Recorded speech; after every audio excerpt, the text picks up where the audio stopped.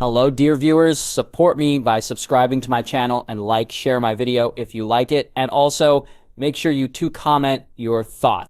Now let's start the video. Jaehaerys Targaryen is the prince that was promised, the Lord's chosen, and he will wake dragons from stone. Melisandre said, and Jon saw the uncomfortable looks on Oberyn, Olenna, and Margaery's faces. My mother and father called me the promised prince and said I was prophesied, the song of ice and fire. I am both a wolf and a dragon. Our lord is the god of fire, and the old gods of the north are the gods of ice. They can choose me all they want, but I will be my own man. I will choose my own faith, my own path, as is the right of everyone.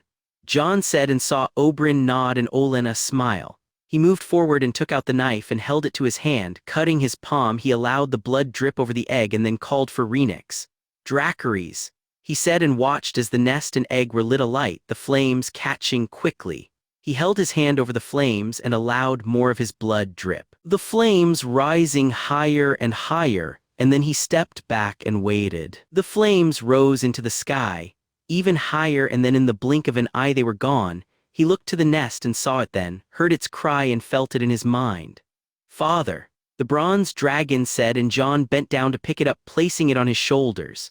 He turned around to show the others and saw the looks on their faces, none so bright and full of awe as Melisandre and her guards, who looked to the bronze dragon as if it was gift from their god. Sarella too was staring at the dragon, as was Tyrion, who almost took a step forward, and Jon felt the bronze dragon move in his hands as he looked at him. Rhaenys though flew close, and so Jon introduced her to her brother, the two dragons chirping, though Jon couldn't understand the bronze. Rhaegar, ye said, and the bronze dragon chirped happily at his name.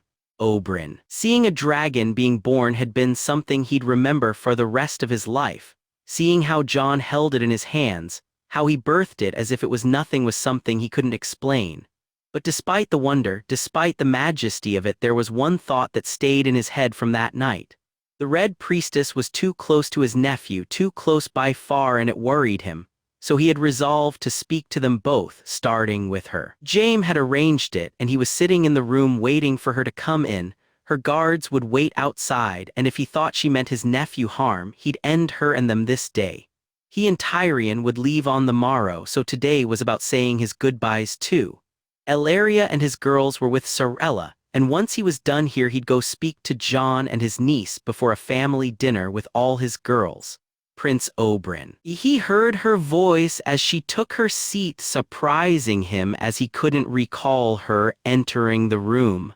Lady Melisandre, he said with a polite nod. You wish to speak to me of the prince, she said, and he looked at her, wondering how she knew. I do. You believe I may harm him. How do you know? He asked curiously. Were it not already clear to me how much people care for my prince, then our lord would no doubt have shown me, but I have eyes I can see. You worry for the prince, but you have not to fear from me. I've dealt with your kind before, my lady. I know of the things you do. You think the prince capable of sacrificing to the fire. You think our lord would have his chosen behave in such a way. I do not doubt, Jon, it is you, my lady, who concerns me. Oberyn said, and she smiled. You have nothing to fear in relation to me, Prince Oberyn. I serve my lord, and my lord wishes me to serve his chosen. I will offer counsel when asked and support when needed, but he is my prince. He is who my God has chosen. My life belongs to them both. You would die for Jon? Without question, I would kill for him too if it were asked of me, as would you not? I would. Then, Prince Oberyn, we are on the same side. He watched the woman leave and felt no better than he did when she entered. She had said a lot of the right things, but still pure devotion was a dangerous thing. He needed to speak to Jon. So he left the room and took the lift to the family wing. Walking to the room, he saw Arthur standing outside. How he felt about the man was still something he had no desire to examine. He blamed him, and yet having him here filled him with a confidence that his nephew, his niece, would be safer than without him. Is he inside? He is. Alone, just him and the dragons. Arthur said with a smirk, and Oberyn knocked and then walked inside. As he entered the room, he couldn't help but chuckle. Jon was laying on the bed talking to the two dragons. Rhaenyra's looking at Rhaegar and chirping noisily at the orange dragon, who was chirping back just as nosily. If you both speak together, then how am I supposed to understand? I know, but she's your sister. Yes, she is bossy. What, you know you are All right, you can play for a few more minutes, but your sister is right, you need to rest. Oberyn just looked on as the bronze dragon flew in little small hops almost from the bed to the table to the chair to Rhaenyra's chest, forcing loud chirps from his niece. He's a child, let him play a little. Jon said, and Rhaenyra took to the air and flew over to the bronze dragon, and they began to chirp at each other again. Uncle, I'm sorry I didn't see you come in, Jon said, jumping to his feet. Sorry, nephew, did I come at a bad time? No, uncle, I've just been getting glimpses of how my sister would have behaved if our lives had turned out how they should have, Jon said, and Rhaenyra chirped in response. See, he said, and Oberyn laughed. I'm heading to Old Town on the morrow, Jon. I wish to speak to you first. It'll have to be here, uncle. I can't leave them both. It's about Melisandre, Jon. I've dealt with the Red Priests. I dislike having her this close to you. Her god sent her uncle, and she helped me with Rhaegar. I know that, Jon, but these priests, the things they do, things they've done. I'm well aware, uncle. I spoke to Thoros, to Arthur and Ashara. They both spent time in their temple in Volantis. I've even read the books. Rhaenyra trusts her, and so do I, but it's not my god, uncle. While they can help, they're not from my gods or my priests. I just worry, Jon. Thank you for worrying for me, but on this I swear there's no need. My gods are the old gods. It's how I was brought up. As king, I need to learn and at least seem to follow the seven. As for the Red Priests and our lore, I don't know why they're interested in me, but as long as they behave by the rules here, then I'll allow them to stay. As you say, my king, Oberyn said, and Jon laughed. Not you two, are you all set for the Meisters? I am. We'll speak to Marwyn and find Mara. You're sure of this, Luwin? I am. Good. We'll need to make ready for new Meister. I'll see if Marwyn can help us there. Oberyn said. Be safe, uncle. You and Tyrion, don't risk yourselves. We'll find these men, but you and Elaria, Tyrion, you're more important to me than revenge, Jon said, and Oberyn smiled before hugging him. Have no fear, nephew. I intend to see you crowned, to see the stag and falcon fall, to see our family avenged.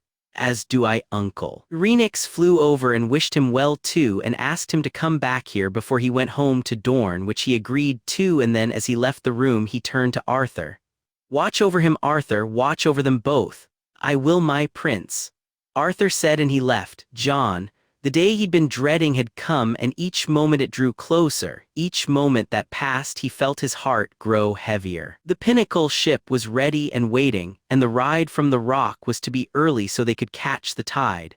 Yet Jon found himself moving slower than ever, almost trying to fight time itself. Having Sansa here with him, having Olenna to offer him advice, getting to know Oberyn and Elaria and his cousins, all of it was something he had enjoyed immensely. But it was spending time with Margaery, seeing her every day, knowing he could have dinner with her, or spend time with her, that had been the highlight of his days these past few months. She had comforted him when he was upset. Just being able to speak to her about the things in his head had been incredibly helpful. He had so many people around him who could help him with things, and yet it was Margaery he found he spoke to about most of what really bothered him.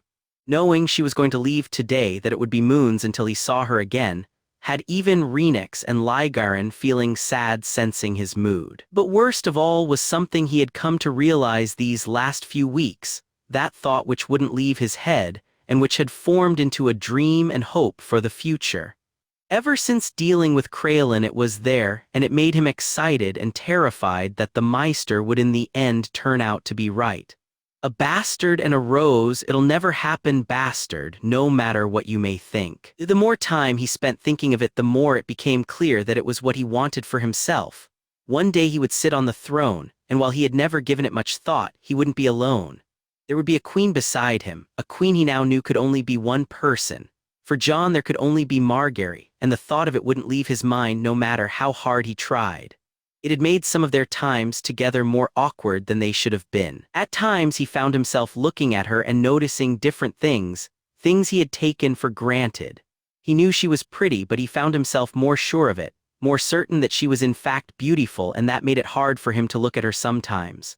Hugging her, dancing with her where once it had felt so natural, sometimes it felt a little harder to do so, a little uncomfortable as his mind replaced his friend with a future queen. He shook his head of these thoughts and made his way to the carriages. Margaery would ride with her grandmother and Sansa, while Jon would ride Winter. By the time he arrived, they were already ready to go, already in the carriage, and they set off immediately, eager to make it to the ship on time. The ride to Lannisport went quickly, far too quickly, and he found himself standing by the ship far too soon. "Be careful, Tyrion," he said, and Tyrion nodded before going to say goodbye to his brother. "Jon, I'll see you soon. Take care of yourself, nephew," Elaria said, and she hugged him tightly. He did the same to Oberyn and found himself speaking to Olenna as Sansa and Margaery said their goodbyes to Loras and Joy. "I look forward to seeing you again, young man. No doubt we'll have much to speak on when I do," Olenna said, and Jon smiled at her. "I thank you for everything, my lady. I'll not forget your kindness nor your advice. I'll look after your sister, Jon. You have no need to worry on her," Olenna said, seeing him look to Sansa and Margaery. "I know that, my lady." When he saw Sansa come, he wasn't surprised to see the tears in her eyes, nor that while she started to walk to him, she ran the last few feet. "I'll miss you so much, big brother, so much," she said as the tears fell. "And you little sister, you're going to love the Reach, Sansa, and they you. Will write and I'll come visit as soon as I can, I swear it," he said, and she hugged him closer. They stood there for a few minutes, Jon holding his own tears at bay while Sansa composed herself. Finally, it was time to say goodbye to Margaery, and Jon felt his heart in his mouth when she came to him. He looked at her, seeing that she seemed just as eager as he to speak, and yet neither could seem to find the words. "I shall miss you, just Jon," she said, giving him a warm embrace, one which he found he didn't wish to end. "I shall miss you too, just Margaery." In the end, it was all they said, and as he watched the ship sail away, he felt himself a coward. He should have told her it all, told her everything. He had promised no lies between them, no half-truths. But in the end, he couldn't tell her the biggest truth of all. She was his future, his hopes and dreams. She was his queen now and always. The Riverlands, 294 AC. The Blackfish. He had spent most of the ride from the Vale thinking over things. Now, as he passed Stonehenge and night began to fall, he wondered, should he stop off at the keep and speak to Lord Jonos, or should he ride on? Hearing the roar of thunder, he found his decision being made for him, and so he turned his horse and began to ride hard for the keep. He arrived as the rain began to fall, and after speaking to the guards, and them realizing who he was brought inside. He had almost stopped in the village, just gone to the tavern and spent the night there, but Jonos was an old friend, and perhaps he'd give him some of the rundown of events in the Riverlands since he'd been gone. For almost 10 years he'd not set foot in his homeland other than when passing through. He'd spoken to some of the lords over that time, had met up with some knights and Riverlands men at tourneys and events. But on occasions like that he'd cared not to hear of troubles or gossip from his home, now though he was eager for it. "Sir Brynden, my father will be with you as soon as he is able," Barbara said. Jonos's daughter was every inch the woman she was named for, right down to the hills. "Thank you, my lady," he said, remembering his courtesies and smiling as she left, her chest leaving a few minutes before the rest of her. He knew he was in for a torrid evening with Jonos. The man liked to drink and to whine about Blackwoods, and so he was guaranteed a lot of both before this night was done. His horse had been stabled and would be well looked after, and so Brynden stood by the fire warming himself, while waiting for the lord to arrive. When the man himself finally did come into the room, Brynden was surprised to see the smile on his face. It was rare Jonos was so openly happy. "Do my eyes deceive me, or is there a Blackfish in my home?" Jonos said, walking to him. "No, it's really me. It's good to see you, old friend," he said with a chuckle. You too, Brynden. Have you eaten, drank?" "No." "Good, then we'll do both and then we'll speak." He followed Jonos to their hall. It was small, but still, with how well it was laid out, it could hold more than 100 men, though there was less than half that there now. Jonos brought him to the high table where his wife, Barbara, and his 4 other daughters sat, all mirror images of each other, with jet black hair and dark eyes. Taking his seat, he welcomed the ale, and the meal itself was the best he'd eaten since leaving the Vale. The deer was perfectly cooked and plentiful, and he found himself enjoying a second helping. The vegetables were less appetizing, but he ate them all the same, though it was the pie which followed he enjoyed the most. He had always had a sweet tooth, and apple was his preferred choice. This one being made from apples from the Riverlands made it just that much nicer to his thoughts. Once done, and after washing it down with another ale, he waited until the dishes were cleared and then began to speak to Jonos. "So what brings you back, Brynden? Finally going to help me get rid of Tytos?" Jonos only half japed. "I heard some things about my nephew which caused me concern. Came to see the boy for myself." "You mean that trouble in King's Landing?" Jonos said, and Brynden cringed. They were speaking of it openly, which was not a good sign. "Aye, silly affair. What young Edmure was thinking I'll never know, but he trod on the lion's tail, Brynden, and even with Tywin gone that's not the thing to do." "You fear the Kingslayer?" he asked genuinely. "I fear no man but the stranger himself, old friend, but the boy is far too important to the lions, what he's done for them. To challenge him so, to try and take his hand, what do you think the reaction would be?" I know, boy was always too full of pride to let things go, would have liked to see him be knocked on his arse though," Brynden said with a chuckle while Jonos laughed loudly. "You hear what happened with the phrase?" Jonos said conspiratorially. "No, after the Kingslayer and his party went to see them to use the crossing, the boy was attacked on their lands, bandits. Lad was injured some, though he survived, thank the seven." "You think the phrase responsible?" he asked hopefully. "What, old Walder?" Jonos said laughing. "Man is a lot of things, but a fool isn't one of them. Any bandits on his lands are ones he's put there, and he'd not have them attack the Lannisters. He's far too much of a coward for that. No, whoever this was, it certainly wasn't the phrase. Doesn't sound like them. Luckily they were dealt with long before your niece arrived." "What cats here?" he asked his surprise. "In Riverrun. I arrived a few days ago. I thought when I saw you there was some event coming up. Even sent Harry to Riverrun to make sure Hoster was feeling better." "Hoster is ill. Damn, my mouth gets the best of me. I forget how long it's been since you've been by. He's not been well these past few moons. Still does his duties though. You know how your brother can be." That I do. Enough of this talk, more ale I say," Jonos said laughing, and Brynden couldn't help but agree. The ale flowed freely for the rest of the night, and he drank it eagerly. His mind was so full of disturbing thoughts he wished to clear it, though in the end it took a lot of ale for that to be the case. Why was Cat here? Had something happened he was unaware of? His brother was ill. Between the questions and knowing, people were speaking of Edmure's folly as the events in King's Landing had come to be known, something he overheard when taking a piss. It was clear that things were far from well in the Riverlands. Should his nephew have played a role in the attack also? He shuddered to think what it could mean for them. So he drank, got drunk, and woke up the next morning, his head thumping and throat dry. He emptied the half-drank mug of ale he'd brought back to his room, feeling himself wake up as he did so. He had only half-stripped before falling into bed, so after throwing some water onto his face, he quickly dressed and left to break his fast. Seeing Jonos sitting there laughing and japing while breaking his own fast, Brynden wondered just how often the man drank that way. "Morning, old friend. Hungry?" Jonos said, and he nodded as Jonos sent a servant to grab his meal. "Can you have my horse readied? I'll eat and set off, and with luck should reach Riverrun by nightfall." "Consider it done," Jonos said, and sent another servant to have it seen to. "I thank you for last night, Jonos. It was much appreciated." "Think nothing of it, Brynden. It was good to see you again." After finishing eating and finding himself glad he had an appetite, he said his farewells and promised to return and stop off before heading back to the Vale. As he was mounting his horse, Jonos walked up to him and spoke quietly. "If you see Harry, send his arse back here, will ya?" I will, thanks again, old friend," he said as he rode out. He ended up passing Jonos's bastard halfway to Riverrun, the lad riding with a couple of guards. After bidding him hello and telling him his father was asking after him, he couldn't help but smirk when they quickened their pace. He himself did likewise and even considered not stopping, only for him to feel how tired his old horse was.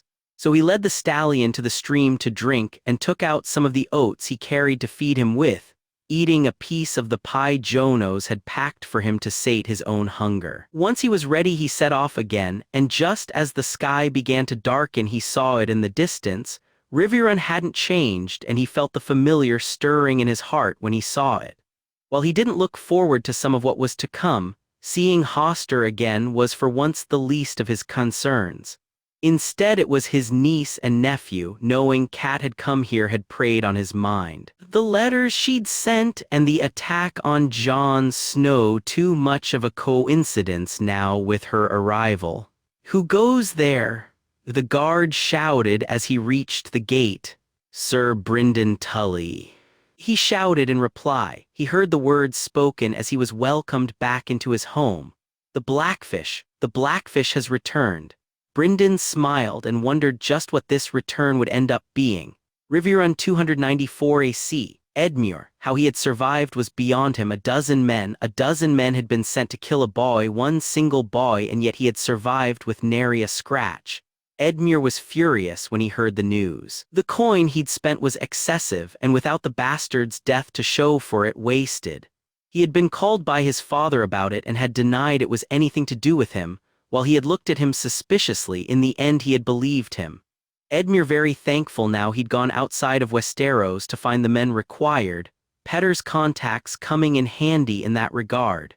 He wondered if Petter even knew what he'd wished them for. Or had he believed him when he'd told him of the troubles he was having with one of their bannermen? No matter whether he did or didn't, it couldn't be traced back to him. But covering up the coin could, and he knew his father would go there next. The Maester, though, was a great help. Jaime enjoyed his time with the girls far more than his purse allowed for. Things had calmed down then until the news came of the wedding. To not be invited was one thing, to have others from your lands invited instead of you another. They were being shamed because of the bastard once again, Jaime Lannister. Were both to go, and they'd not even been given an invitation. His father once again did nothing, once again allowed them to be shamed publicly, and Edmure groaned in frustration. "Nothing, father, you've nothing to say of this. What would you have me say, boy? What would you have me do? Deny them the right to go, tell Lord Jason and Reimagined they aren't allowed to go. You would have me tell my bannermen where they can go and who they can speak with, that they can just ignore an invite from a warden. Aye, why not? Are you a fool, boy? Is that it? Have you lost your wits, or when the bastard knocked you from your horse did you land on your head? He got lucky, he tricked me. PFFT, the boy beat you, own it. So we're to just accept this humiliation. By the 7, give me strength. You think Jaime Lannister would invite you to his wedding after King's Landing? You think after what happened with the boy on our lands he'd have you there? I wouldn't go anyway, and what happened was nothing to do with us." Edmure said petulantly. "You wouldn't go, so let me get this clear in my head. You're complaining about not being invited to something you would wish to snub."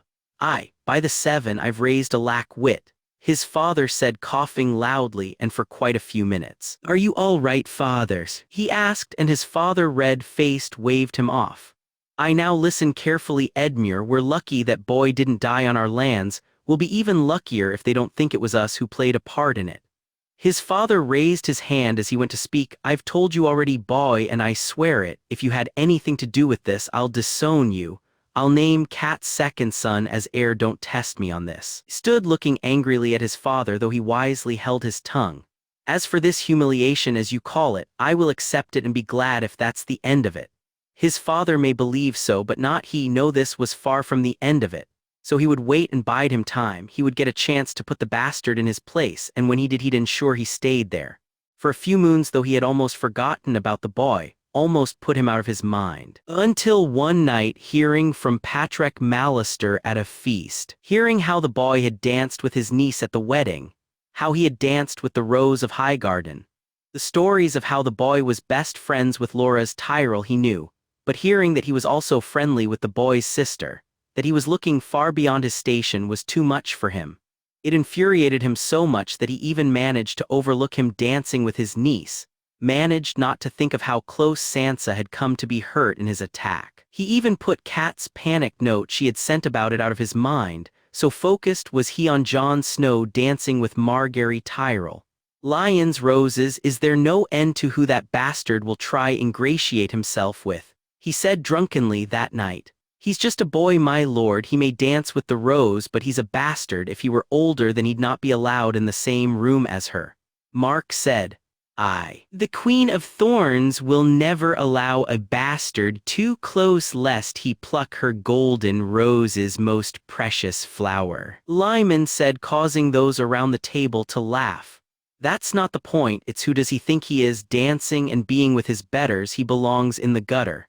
Edmure said bitterly, it's a pity those bandits didn't do the job then, isn't it? Kurth said, a pity. Oh look, here's the turn cloak now. What say you, Patrick? You're more than happy to spend time with us now, but isn't a lion better company for you or a bastard? Edmure said loudly, and those at the table quietened. You really are a fool, aren't you? What's wrong, Edmure? No boys for you to push around. Is that why you stay in your seat? Though given how Jon Snow handled you last time, maybe it's for the best he's not here. Patrick said, and there were some chuckles around the hall. Who do you think you are? I'm your liege lord, how dare you? Edmure said, standing and then falling back to his seat. You're a fool, Tully. The boy was right, a floppy fish indeed, and I fear for the Riverlands the day you become lord. Edmure glowered at Patrick as he walked away. He shrugged off Mark's hand and almost got up to follow after the Lannister lord to teach him a lesson, only for him to laugh at something Hugo said instead. Waking up the next morning, his head thumping, he got up to break his fast, only to be called to his father's solar. He stumbled in to find his father red-faced and coughing, Vyman leaning over him as he tried to get his breath. Father, are you well? Of course I'm not bloody well. Take a seat, Edmure, we need to talk. His father said, and he did as he was bid. I'm afraid it's getting worse, my lord. You must rest more. Rest? I can't afford to rest. Gods knows what would happen if I took a damn rest. My lord, then I must ask that at least you take it a little easier, take some time in the day for a small nap or try to get more fresh air. I'll do that, Meister. Leave the tonic and we'll speak more later. As you say, my lord. Once the Meister had left, he watched his father swallow down the tonic and cough a little more before turning to him and handing him a raven scroll. Lord Hoster, my wife has decided to visit you and her brother and has left Winterfell, and she should be arriving within the moon. I've sent a large guard with her and provided her with coin, but should any costs for the barracking of the guards become too much, I'll have no hesitation in reimbursing you. Eddard. He set her aside. He set my sister aside. I'll have his head. This is it, father. This is what I warned you about. This is the bastard's doing. Edmure said loudly.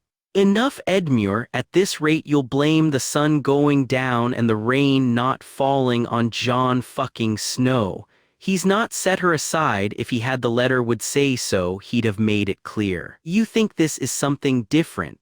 I want to know why your sister is coming here, Edmure. What? How would I know? She arrives just after Jon Snow was attacked. Do you think me a fool, boy? I don't, father, I don't understand. I don't know why she's coming. I thought he'd set her aside, so how would I know? Edmure said as his father looked at him. There's that, I suppose, but I swear I'll get to the bottom of this. He said as the coughing began once again. Water. His father said, his face going red. Edmure filled the jug and handed it to him, watching as he drank it down. Once they spoke for a few minutes, and then Edmure suggested sending some men to meet Cat on the road, which his father agreed to. Leaving his solar, he went to his room and wrote a small note and handed it to the head guard to give to his sister. The last thing he needed was for her to come and admit what they'd been planning. Should his father follow through on his threat, what would become of him, he thought worriedly. Cat. She hated traveling, hated the road, the dirt, not being able to bathe, the dust, all of it. By the time they had reached Moat Cailin, she felt she actually smelled. It had been Castle Surrey since she'd had a proper bath, and the one in the moat was barely what she'd call proper. She felt disgusted looking at the grime and dirt that came off her body, and just putting on clean clothing made her feel so much better. In the end, they stayed a few days at the moat. The weather had turned yet again, and she found herself longing for the warmer climate of her home. Traveling through the neck was a nightmare. They were inundated with flies, mosquitoes, and other horrible things.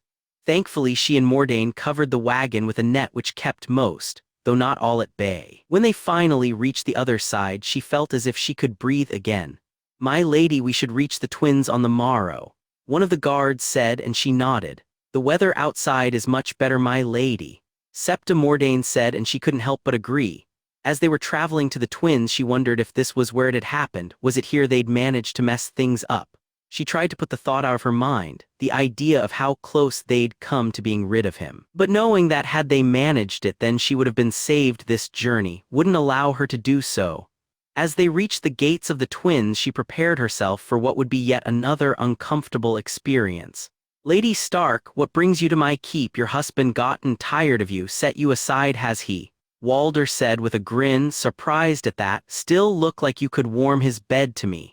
He licked his lips. "I've come to visit my father and brother, my lord. My husband and I are very happy together." "No doubt he is, must be very cold in the north. Man needs something to keep himself warm." Walder said to Chuckles, "I seek to cross, my lord. What toll do you require?" She said, holding back her annoyance and disgust. "Perhaps you should stay the night, my lady. Wouldn't want you to fall prey to bandits, now would I? 2 attacks on Starks on my lands. Give the family a bad name, that would." He said, laughing now. "That bastard is not a Stark," she said loudly. "He is your husband's son, though. Always wondered that, all that honor, and yet Ned Stark still fathered a bastard. Seems we're more alike than I thought." When he saw the furious look on her face, he smirked even wider then and finally allowed her to pass. A single gold dragon, and she found herself both relieved and disgraced. When, as she was leaving, Black Walder told her the bastard was charged more. She tried to console herself with the fact that she was his liege's daughter and that he respected her father too much to be greedy, but she knew the truth. Walder Frey cared far more for coin than respect.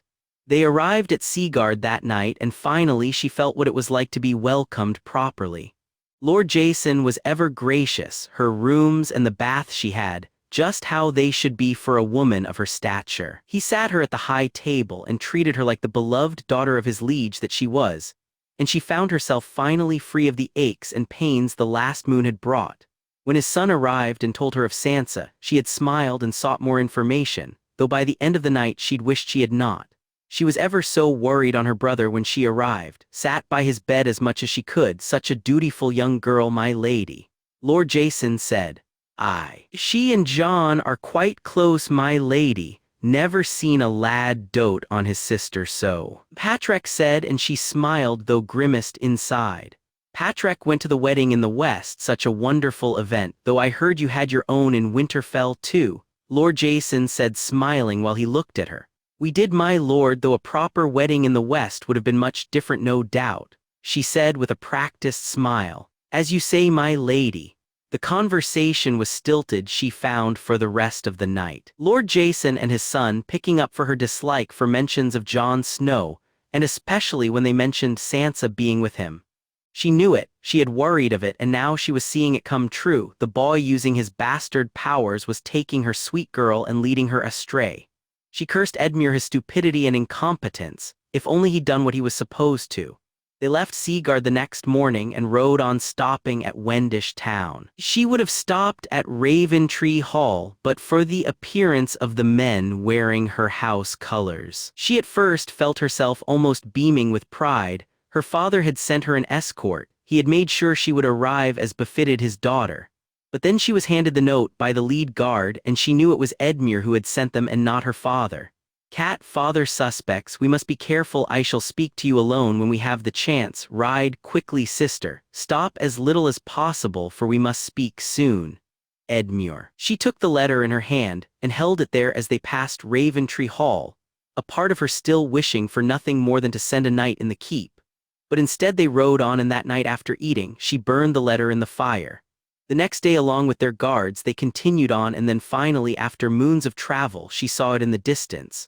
The last time she'd seen it had been looking back as she headed north, seeing it from behind as she held Robb in her arms. She hadn't thought then she'd not see it for another 10 years, had no idea it would be that long until she saw her father's face again. She made them stop the cart and walked onto the grass, bending down to pick some up and smell it. Home, she was home. Home in a way the North had never been. This was where she belonged. This was where she should have lived. Lady of the Riverlands, Lady of Riverrun, that had been her once, and had she known what the North was truly like? Would she have wished to be anything more? She wasn't sure, but then her life had never been the one she wished for, she thought sadly as she climbed back into the cart. No, her life, her home, her husband, all of it in some way was so much different than it was supposed to be, and as the cart entered the gate, As she looked around the still familiar courtyard, she wondered if it was better or worse. Raventree Hall, Sir Richard Lonmouth. Arriving at Raventree Hall was going to lead to enough problems without finding the Lord already embroiled in a rant about the Brackens. But to Richard's annoyance, he found that is exactly what was waiting for him. Hearing Lord Tydos continually moan to anyone who'd listen about how they had crossed into their land, how they were stirring up trouble, and how the damn Tullys were useless, got old very quickly. But Richard listened, as did the others in the hall. After all, the man was feeding them all. They may as well listen to his whining too. It was the least they could do. He was sitting lower down with some of the guards. A knight he may be, but Dorne it seems didn't carry much weight here. For 2 nights he'd came, eaten and drank, and found, while he learned some things, it wasn't what he needed to know, the damn Brackens taking up far too much of the conversation. Wonder what that is all about. Carl, the guard he'd built up somewhat of a friendship with in the last few days, asked. What? Richard said as Carl drew his attention to the high table where Tydos was speaking to one of his sons and laughing loudly, a raven scroll in his hand. He didn't have too long to wait to find out, as Lord Tydos stood up, hushed the hall, and began to speak. Quiet down, I've some news to tell you all. The mountain has fallen, killed in the west. Tywin Lannister's rabid dog is dead. Tydos said to loud cheers. Well, would you believe that? Someone went out and killed that big fucker. Now this requires more drinking. Carl said, and Richard laughed along with the others at the table. Wonder how they managed it, or how many of them it took. Richard smiled as suddenly the table's talking took on a different tone. While he listened to those around him, he looked to the high table to see the scowls and frowns were gone. Apparently the mountain's death enough to take talk away from the Brackens. Perhaps now he'd hear more of what he'd come for. In the end he found himself proved right. The ale flowed, and rather than a simple meal and few drinks he'd been expecting, it became almost a feast and celebration. The most desirable effect of this to Richard, though, wasn't the dishes suddenly getting better, nor the ale flowing freer. It wasn't even the welcome addition of wine which somehow found its way onto his table. No, for Richard it was the conversations which he could now steer as people drank and made merry. Carl was suddenly looser-tongued, and Richard took full advantage of that, and of when Lucas Blackwood came to the table. I may stop of at Riverrun on my way to King's Landing. If you lot celebrate here, I'm sure it'd be even bigger up there, may actually get to have a feast. Richard said with a laugh. Only if you like trout, Sir Miles. Carl said to laughs. I never have I had to see so many dishes full of the same fish anywhere. They do love their sigil up there. Lucas Blackwood said, and Carl and Richard laughed along. You've gone to many a feast up there, my lord. Richard asked Lucas, who looked at him warily before looking to Carl and seeing him nod, as if to say he one of us. Sir Miles here is traveling from the west back to Dorne, took part in the tourney of Lannisport. And you're going to King's Landing? Lucas asked, suspicious as to why he was traveling so far to get back home. Didn't make much coin in the tourney, my lord. Figured there's bound to be a chance of some in King's Landing. The king likes his tourneys, so I've been told. Aye, that's the truth of it, or so I've heard. Lucas said, laughing now and drinking some of the ale in front of him. Let me tell you about Riverrun then. Lucas, it seemed, had no time for the Tullys, none at all. Firstly, there were the general gripes which were straight from his father's lips, how they allowed the Brackens too much freedom, how they were biased towards them. Then came the more general ones, and most of these seemed to be about Edmure Tully, and how unfit he was to be a lord. Richard found himself genuinely laughing when he heard their version of what his king had done to Edmure in King's Landing. On his fucking arse twice, and the boy never even touched him. Should have known better than to mess with a follower of the true gods.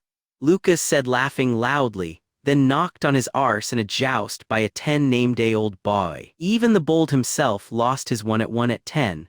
Can you imagine what the floppy fish was like after that? Carl said, and more around the table laughed. Floppy fish, Richard asked. What, you've not heard the song nor the story, I wager? Lucas said, and Richard shook his head. Lucas told him then of the day Edmure was supposed to first lay with a woman, how he had it all planned out but drank too much and couldn't rise to the occasion. How a singer then swooped in and took the girl for himself, and then to add insult to injury wrote a song about the floppy fish.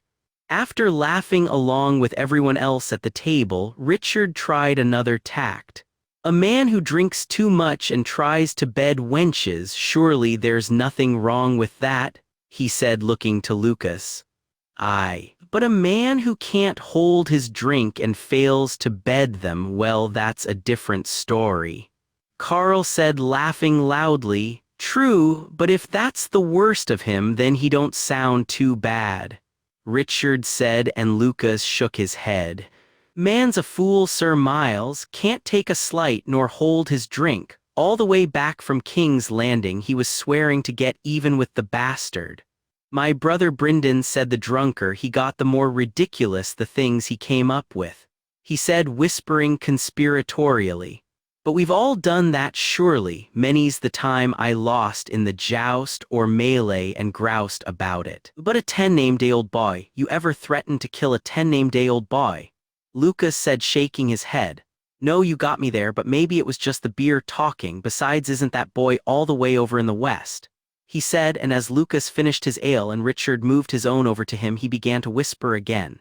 You didn't hear what happened when the boy came through the Riverlands. Boy was attacked, bandits they say, but I know the phrase. They're the only bandits on those lands. Lucas said and belched loudly. You think Edmure? I know what my brother said, Sir Miles, and what I've seen with my own eyes, and I wouldn't put it past him. He drank a few more ales himself. Around him Carl was passed out, and looking at young Lucas he would be too soon. Heading to the room he'd been given, he pondered on what he'd been told. Some of it was useless gossip. It was clear the Tullys were held in no great respect. But he knew that anyway. The Riverlands had split during the rebellion. Hoster not able to bring his whole force to bear. Given what he knew of Edmure, he'd have even less success than his father. So some of it was that, no doubt, but a lot of it was based on the boy himself. Richard could see that. He'd been far from impressed with Edmure any time he'd seen him, after King's Landing even less so. The fact his bannermen seemed to think him capable of the attack, added to what Lucas said about the phrase, did make him wonder. As he lay down in bed that night, he was starting to think that maybe, just maybe, they and Olenna Tyrell could be right. He woke the next morning, broke his fast, and said his farewells to Raventree Hall. He thanked Lord Tydos for his kindness, offered the same should they ever find themselves in Lemonwood, trying not to smirk at the idea of the dolt's reaction. Then he said his goodbyes to Lucas, who barely remembered him, and to Carl, who seemed almost sorry to see him go. It was good supping with Sir Miles. I wish you good fortune in your adventures. Carl said. I thank you, Carl, all the best to you and yours, my friend. He said and rode off. He had been riding for almost a day when he saw Riverrun come into view. It was near nightfall and he had no intent to just ride up, besides he had to meet with one of his lips first. So he camped up for the night and slept under the stars, the weather dry and just right for night outdoors. After waking the next morning, it took him a few hours to find the small shack he'd meet him in. He found it empty and so went inside, then lit the fire and waited. Expected you a few days ago, Elaine, Darius said, entering the shack. Got held up with the Blackwoods, the men love to drink. He said, laughing. Aye, better than those fishes, I bet, though Edmure like his, the old man keeps a tight lid on the rest of the household. A dry house, however did you manage? He asked with a smile. You know me, Elaine, I have my ways. Anyway, I do have some interesting news for you. Seems you're not the only one interested in what's going on in Riverrun. Oh, who else? A couple of odd visitors arrived since I got word, Catelyn Tully and the Blackfish. Darius said, when? A few days ago, the lady first and then the Blackfish. Anything else? Aye, some trouble with the boy and his father, some shouting and arguing, nothing new there though. Just it's been a little quieter for a bit until now. Richard tried to think about this change in events. On the one hand, it proved things to him. Jon was attacked. It was unsuccessful, so Catelyn Tully came to speak to her brother on it. He had no doubt that if Edmure played a role in Jon's attack, then his sister knew at least, or played her own part in it. The Blackfish, though, was not what he expected. Not only did it create an unexpected problem, but it was so unlike the man he knew. Who have you got inside? A young girl, she's working as a maid for the lady. What else can you tell me about Catelyn? How big an accompaniment did she bring? A decent size, the septa too. Darius said, and Richard chuckled at that. Jon would no doubt be happy to hear his little wild sister was no longer faced with the septa.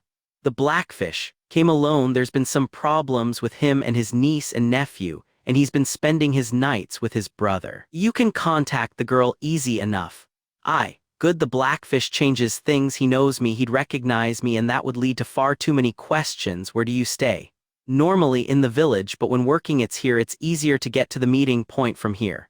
Darius said, and Richard reached in and took out some coins. For the girl, make sure she's paid even better. We need to know what they're talking about, even at the risk of her being discovered. Richard said, she'll not like it, the extra coin's nice and all, but should she get found out they'll throw her out, her and her mother. She'll not take the chance. If they are found out, I'll find them somewhere better to work and live. If she finds what I need, tell her there's a gold dragon in it for her. As you say, where will you be? Darius asked. I'm going to be your new guest, Darius. Come, let's ride to the village and grab some supplies. Richard said. Riverrun 294 AC. Cat. She was taken straight to see them, almost a little annoyed at both it and the fact they hadn't been there to greet her upon her arrival. Walking into her father's solar, she felt like the little girl she'd been so many years before, as if she'd been caught up for some mischief with Lysa and Petter and was about to be reprimanded. But that girl was long since gone, and in her stead she was a lady of a noble house. Married and with children of her own, she stood straight and walked proudly into the solar. Cat, dearest Cat, it's good to see you, sister. Edmure said, hugging her tightly. Her little brother had grown into a man, his auburn hair longer, his eyes bluer than she could remember. She kissed his cheek and turned to her father. You look well, daughter, a sight for my weary old eyes. Her father said, and she hugged him tightly, glad once again to be in her father's embrace. It's good to see you, father, so very good, you too, brother. She said, her smile genuine and true. She had only just sat down and then it began, her father hitting her with question after question. Why had she come now of all times? What brought her here after so many years? Was everything well between her and Ned? How were the children? Had the fact she had finally relented in her constant letter writing meant she had taken his words on the bastard to heart? She had expected a far different reception, and she found herself hurt that her father looked at her with so much suspicion. I wished to see my father and brother. With Robb and Sansa gone to foster, it gave me more time to do so, and once Septa Mordane wished to visit her own family, I decided to join her. She said, adding the lie about the Septa as if it was second nature. Your Septa is with you? Her father asked, and she nodded. Strange that Ned didn't mention that in his Raven. Ned wrote to you? She asked, surprised, but it was Edmure who answered, not her father. Aye, he did. Just to let us know you were coming, though we weren't sure when you'd arrive. Edmure said, a soft smile on his face, and she knew then that was why she hadn't been welcomed correctly. Your children have been fostered? Her father asked before she had a chance to speak to Edmure. Sansa is gone to Highgarden and Robb to White Harbor. It was Ned's decision, though the bastard played his part. She said bitterly. How? Her father asked, looking at her directly now. How did he play a part? When Ned brought up the fostering, I wanted Robb to go to Highgarden and Sansa to come here. Why would you want your daughter to come here? Her father said, a frown on his face. I wished her to learn as I did, to learn from you, father. And Jon Snow, he came up with the ideas for them to go where they did, or was that Ned? It was the bastard. Robb should be in Highgarden. He and Lady Marjorie could be a match, she said, and her father shook his head. Jon Snow has done you a great boon, and still you blame him. Does your hatred run that deep, Cat? Are you that blind you can't see? It's no boon, it's part of his plans. Keep Robb in the north so he can't get a strong match, so his own friendship with the Tyrell boy can't be threatened. How is it that a 10-name-day-old boy has more sense than my children, more understanding of politics? Her father sighed. Father, she said indignantly. No, Cat. On this you'll listen. Margaery Tyrell would never marry Robb. Olenna has her sights set far higher than the north, and even if there was a chance of a match, it could never be. Your son must marry in the north. You would deny Robb his due. My son deserves the very best bride, Margaery Tyrell, Princess Miachella, any daughter of a great southern house, and yet just like Ned you'd sell him cheaply for Manderley. A Manderley, you say, and Jon Snow it was who came up with this, the fostering the bride perhaps? Her father asked, and she nodded, and her father smiled. Father, Edmure asked, confused. Sending Sansa to Highgarden is perfect. It's a move I'd not have considered, and yet perfect should she and the heir get along. The cripple, you'd see my girl with a cripple, she said, shaking her head in anger. The heir of the Reach, or are you too blind to see it? As for Robb, the Manderleys are fast developing into one of the richest houses in Westeros. Given those ships and the deal with the Lannisters, trade will be the future of the North, and a match with a Manderley will not only help that but keep the Bannermen happy too. She looked at her father incredulously in sheer disbelief. He was actually praising the bastard. He'd fallen for his tricks just like Ned. Why were the men in her life idiots? She was about to say it to him.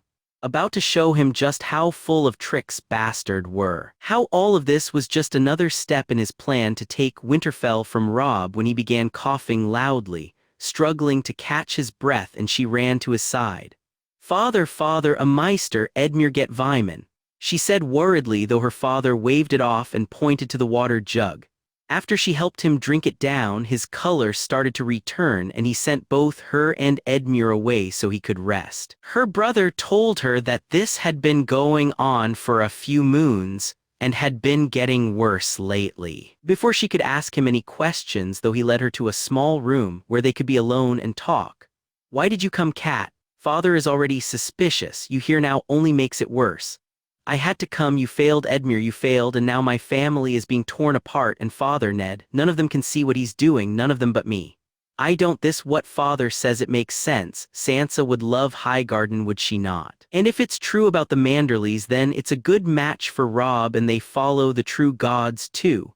It's a plan, Edmure. Robb with a powerful southern alliance would mean the Lannisters would think twice, but now the bastard and his friend can sway the Tyrells. They can promise them something more. Sansa could be kept as a hostage," she said, and her brother looked at her and nodded. "What do you suggest then, Cat? I sent a dozen men his way and he came out the other side. What do you suggest?"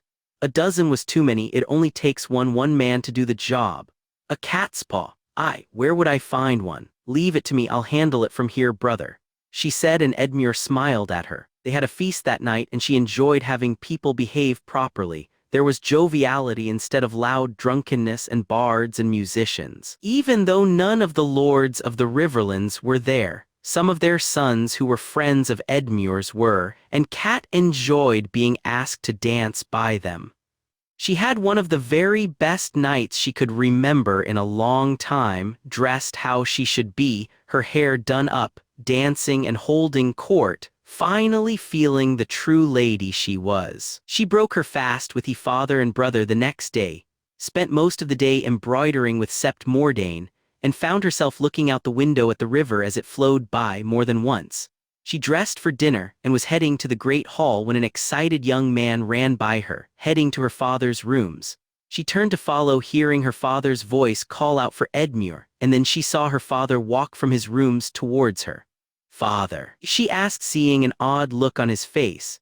"Your uncle's at my gate. Brynden, you have another." He laughed. "Come, let's go welcome the Blackfish."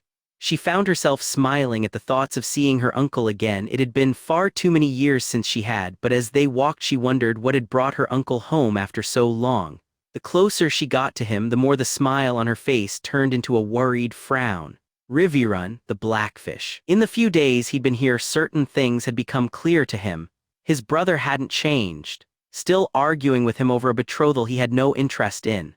His nephew was an idiot, weak and foolish, to the point the feared for his house's survival when Hoster passed, which given his illness was looking far sooner than he wished it would be. But it was his niece who was his biggest disappointment, the cat he remembered and loved so, replaced by someone he didn't recognize. He had been welcomed cordially, though not friendly, which given how he'd left things with Hoster he expected, though Cat's welcome should have been the first sign something wasn't right. As dinner was ready to be served, they ate rather than spoke, and that was fine with him, eating in silence, something he was used to. After dinner all four of them had retired to his brother's solar. Edmure had, surprisingly, given what he knew of the boy, drank very little, which he found odd. "What brings you back, Brynden?" his brother asked, and he smirked as he'd still not called him brother once. "Jon Snow," he said, getting straight to the point and looking at his niece and nephew for their reactions. They didn't disappoint, both of them looking to each other. "What about the bastard?" Cat said with such hatred in her voice it took him aback for a moment. "Did any of you have anything to do with the attack on him?" he asked, and saw his brother's look of intrigue. Why would we? Edmure said, shaking his head. I know what happened in King's Landing. I know how you both feel about him. Your letters were enough to make that clear. He said, looking to Cat. Who cares about someone attacking a bastard anyway? Cat said with a chuckle he found disturbing. Jaime Lannister, half the damn North, Olenna Tyrell, need I go on? Tyrell, his brother said, looking to him. With the improved trade deals, who stands to gain more than the Tyrells other than the Lannisters? He said, and Hoster nodded in agreement. Aye, it'll be food the coin gets spent on mainly. His brother said, so again, were any of you involved? No, Cat said, and his nephew followed, though looking at Hoster he could see that, just like him, he didn't believe it. Should the Lannisters think it was us, should anything happen to that boy, we'll be blamed, and what do you think they'll do then? He said, looking to his niece and nephew. They'd not do anything for a bastard uncle. Edmure said, that bastard has made them more coin than any other man. That bastard is Jaime Lannister's squire. By all accounts he's closer to him than a father is to a son. Should a hair be harmed on that boy's head? He said, and Hoster nodded. We had nothing to do with it. Cat said then, and Edmure nodded in agreement. Then see to it, we have nothing to do with it in the future either. If that boy is harmed, if they come because of you, I'll not be here to help you out. You'll have brought it on your own heads, and I'll not be a part of it. He said as he stood to leave. Family, duty, honor, uncle, Cat said as he was walking from the room. Aye, but honor is part of those words too, Cat, don't forget it. He was settling down for the night when the boy came to call him to his brother's solar. He found him red-faced and out of breath, and it worried him to see him so. You don't look good, brother, he said, taking a seat. Damn stupid cough, can't get rid of it. This helps, though Vyman tells me not to drink it, he said, pouring him a glass of Dornish sour. It's good to see you despite the reasons for my visit, he said. Aye, you too, brother. So now that we're done catching up, he said, and laughed as Hoster did also. I did miss you, you old fool, Hoster said, and he nodded, taking a sip of the wine. And they did it, you know. I know, I don't know what to do, don't know what I'm supposed to do. You know, the boy actually arranged fostering for the children, Sansa to Highgarden and Robb to White Harbor. Clever, seems like something you'd have done yourself. Would that I'd been able, but it is. Cat gods, what happened to my sweet cat? She's so lost in it, so wrapped up in him being a bastard. Gods, if she ever knew the truth of back then. Hoster said as he drifted off into thought. Truth? What? Oh, nothing, don't mind me. Memories of a life long gone, brother. What should I do? I don't know. Cat on her own is bad enough, but Edmure, brother, the stories, the tales I've heard, he's not respected, not loved, and given what he's doing, not smart. I know, but he's mine own son. What am I supposed to do? Hoster asked wearily. You were always far better at this than I meant it though. I'll not come to his rescue if he tries it again. I'll not have an innocent boy's blood on my hands when I finally go to meet the gods, he said, and drank the wine. Nor me, brother, nor me. Hoster Tully. When the reports came in, he had known it was too convenient, too soon after King's Landing, but more than that, it smacked of Edmure's attempts to be clever. How he'd found the men he knew not, but he knew his son had sent them, and it made him furious.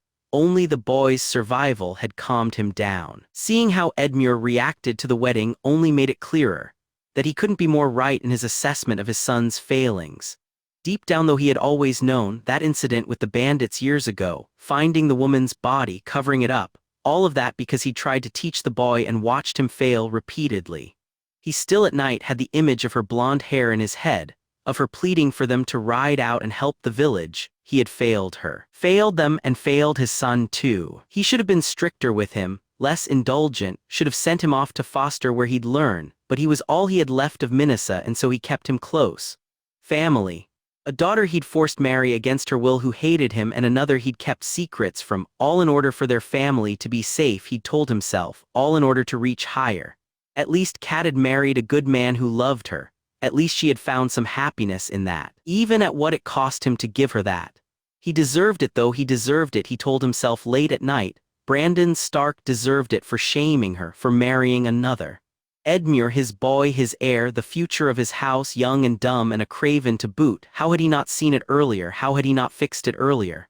How could he fix it now? Should he do what he threatened? Should he strip his heir and give it to Cat's boy? Allow Ned Stark to train the boy up and then take him for his own? Was that the only path left open to him?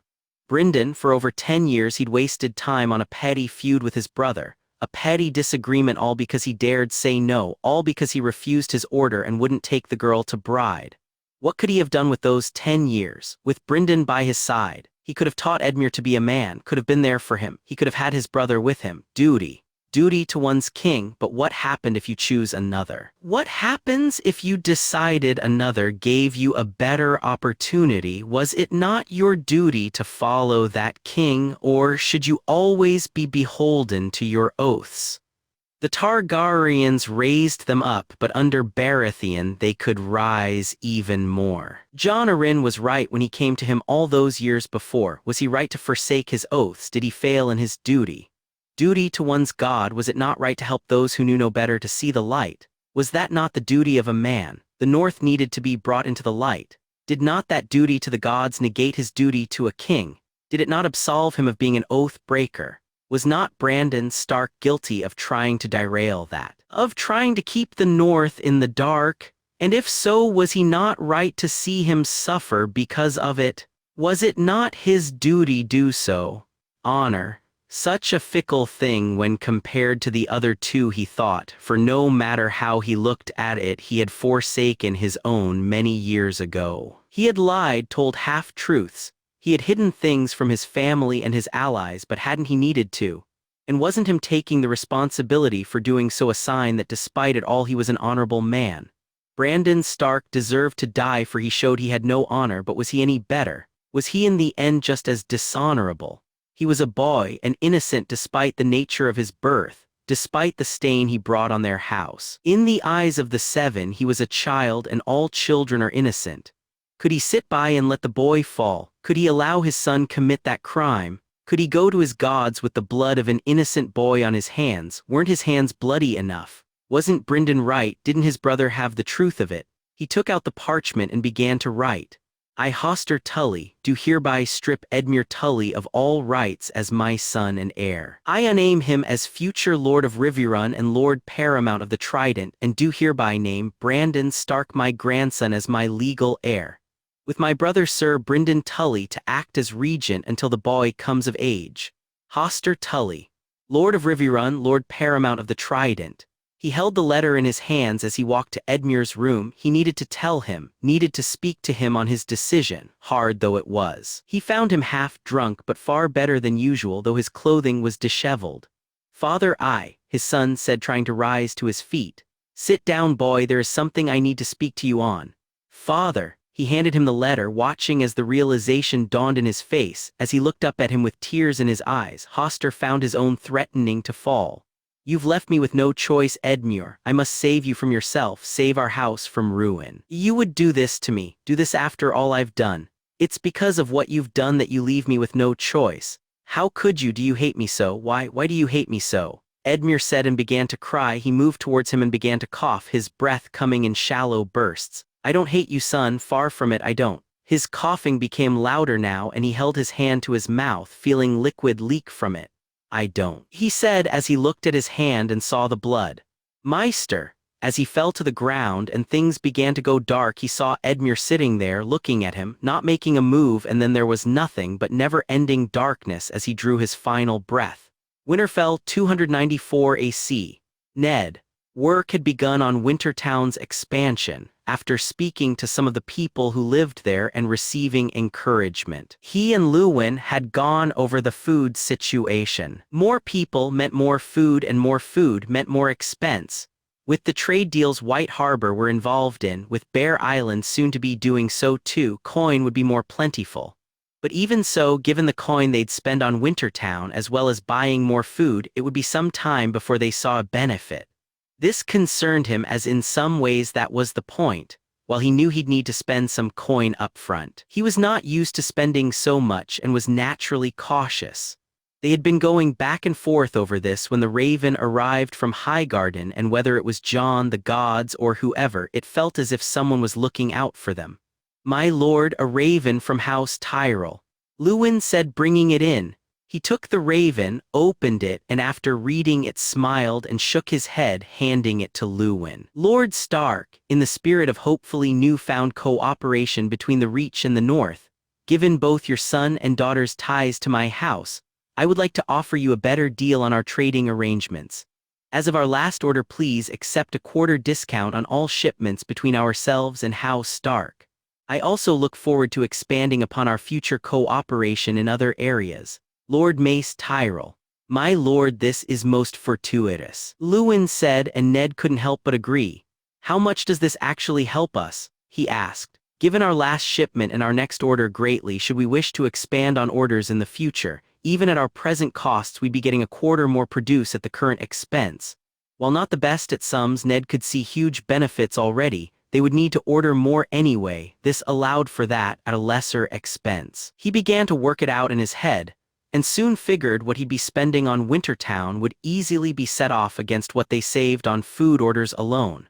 That night as they ate, he looked at the other boon which had come his way in Lady Jonelle. Both Arya and Bran had taken immediately to the lady, Arya especially seeming more eager than ever for her lessons. Ned had stayed outside the room the first day the lady arrived, listened in, and in the end had walked away with a smile on his face. Northern politics, the houses, the bannermen, history and sums, all being taught in that first lesson. Listening as Arya asked question after question, as he heard his daughter laugh, and how a day or so later Bran asked could he sit in with them, all of it proved both Jon and Nan had been right. Meej too, his children were northern and needed to be thought by people of the north. A few days after Lady Jonelle's arrival, he found himself talking more and more to the woman, laughing and japing as they spoke of rides through the Barrowlands or hunting in the Wolfswood. You hunt, my lady? He asked, surprised. I do, my lord. My father always allowed me to use a bow, and while I don't get out as much as I'd like, I do still get out. I've been thinking of teaching Arya, but can't find the time. Maybe I could give her some lessons in archery also, once or twice a week with your permission, my lord. I thank you, my lady, that would be a load off my mind. When Arya had heard she would be taking archery lessons a couple of times a week, she had almost hugged him to death, such was her excitement. When she found out it was Lady Jonelle who'd be teaching her, Ned knew that any lesson the woman asked his daughter to do afterward would at least be tried. Something which was shown to him a few days later when, with Jonelle beside her, Arya walked up to him carrying a handkerchief. Father, I made this for you, Arya said with Jonelle's encouragement. I thank you, Arya, he said, taking the handkerchief. It was white with the grey direwolf of House Stark and their words written underneath. While not as well done as the ones Sansa would make, the marked improvement from some of Arya's work was clear. He held it in his hands, watching as his daughter looked nervously at him, waiting for his approval or not. This is incredible work, Arya, really incredible, he said, and the beaming smile on her face and how she looked to Jonelle in gratitude was as big a present to him as the handkerchief itself. A few days later he received a raven from Sansa, and then one from Robb telling him of their adventures, both seemingly enjoying themselves in their fostering, though Sansa hadn't made it to Highgarden yet. At dinner that night he read them out to Arya and Bran, listening in as Arya spoke about her own fostering, watching on as Jonelle encouraged her and told her of her own many years earlier. Later that week he received perhaps the biggest boon of all, for Ned at least, if not the North itself. He was walking to the crypts when it happened. She came behind him and almost scared the life out of him when he saw her there. The mother wolf had kept to herself for most of her time in Winterfell. He had seen her play with her pups, seen her, Nymeria and Summer, spend time together. She would leave occasionally and be gone for some time, hunting in the Wolfswood, he figured. Ned dreaded the day she'd not come back, that one day when the pups were large enough, which they almost were, she'd just walk off not to be seen again. But she always did, and now here she was looking at him, her head cocked to one side, almost as if she was weighing him up, judging him. If she was, then a moment later she seemed to find him worthy as she walked over and licked his hand. He in turn rubbed her fur, and as he walked into the crypts she followed and wouldn't leave his side for not just the rest of the day, but that night too. What am I to call you then? He asked, looking at her as she lay beside the fire in his room. He looked into the wolf's eyes, trying to think of a name, and found there was only one which fitted. Only one which came even close to what she was, what she had been. Lya, he said, and the wolf came forward and licked his hand. Lya, he said, smiling, When people saw him walking around with the she-wolf by his side, he felt as if he was 10 feet tall. The whispers, the looks. He had always been respected, even perhaps loved by some, but this was a whole different thing. Is this how they looked at Jon? How they looked at his children? If it was, then he had never felt prouder of his nephew for bringing the wolves back, for gifting them to his family. His children loved that he had a wolf of his own now. Their wolves also loved having their mother nearby. As they'd eat in the great hall, Laia would sit by his side, growling at the two pups if they got out of hand. At night, when he'd occasionally do his rounds, walk the battlements, or just go to speak to guards, she'd be by his side. No need for a guard when you walked with a direwolf of her size.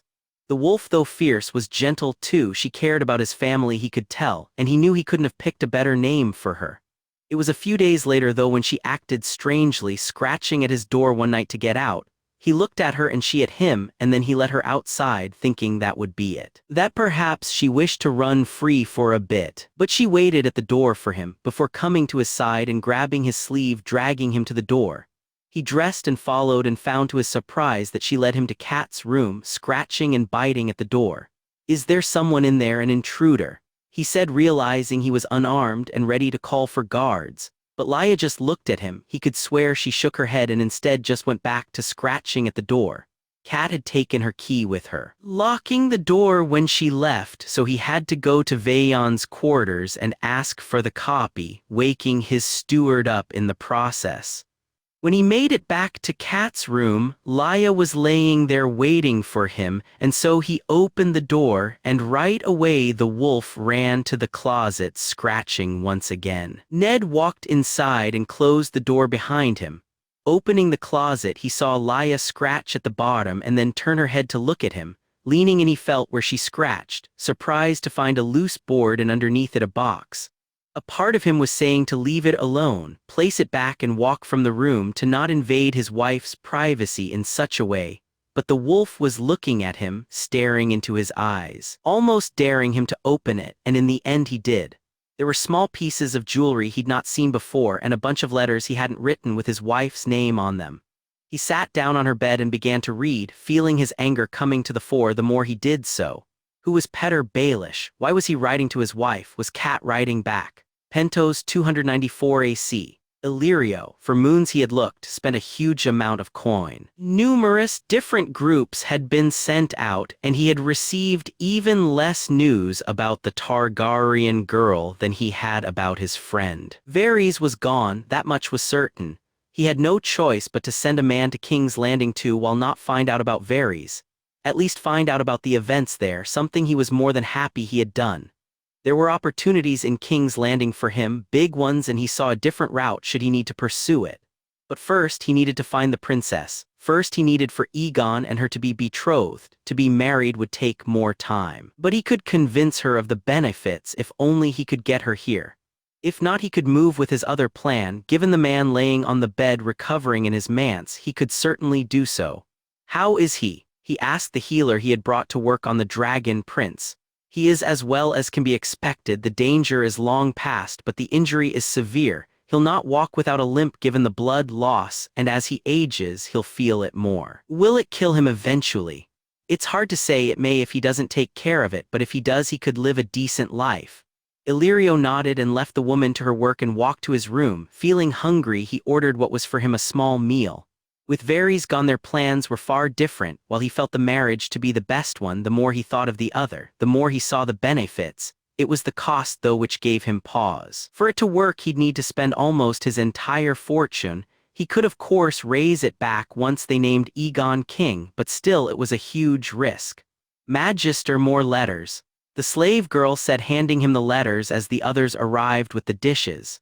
He ate first, leaving the letters until afterward. The small baby sparrows were particularly delicious today, though he was annoyed they'd only made 2 plates of them. As he ate the pickled figs, feeling the juice run down his hands, he sent a slave to grab some water and a cloth. He needed to see what news these letters would bring.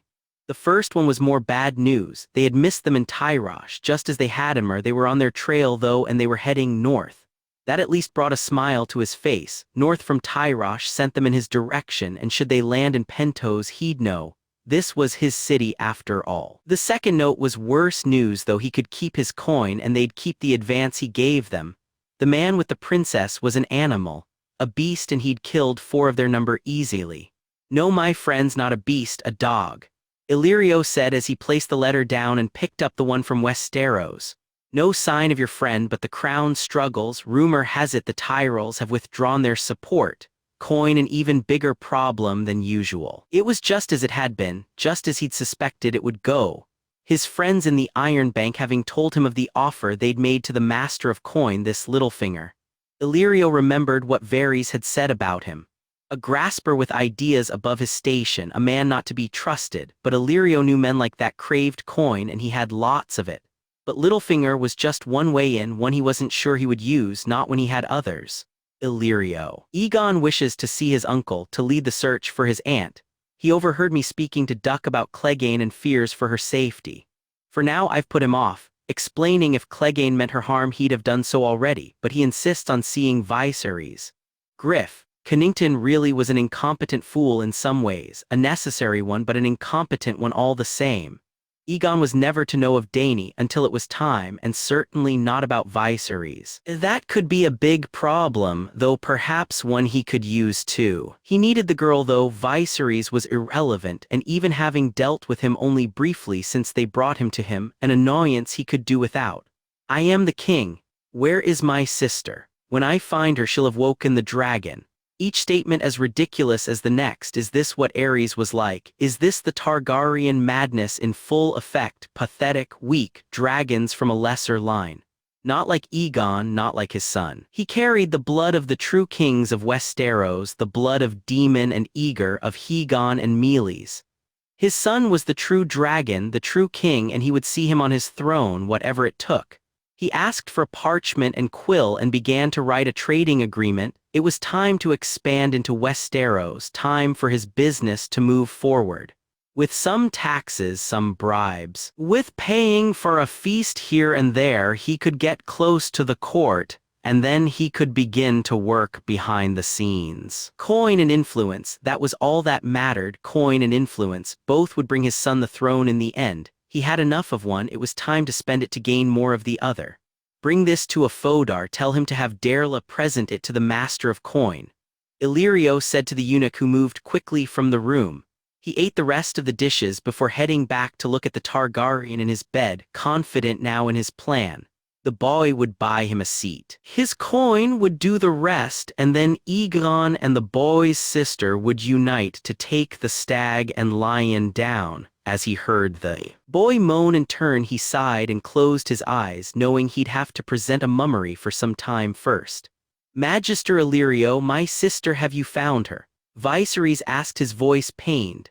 Not as of yet, my king, but my men are looking and we shall find her soon, on that you have my word. Well done, Magister. When I am returned to my rightful place, when I have my crown, I shall see you rewarded. Seeing the rightful king on his throne is reward enough.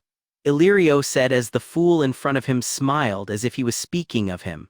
The Wall 294 AC, Benjen Stark. While only a few moons since Jon had come to Castle Black, the changes based on what his nephew and Jaime Lannister had done were massive.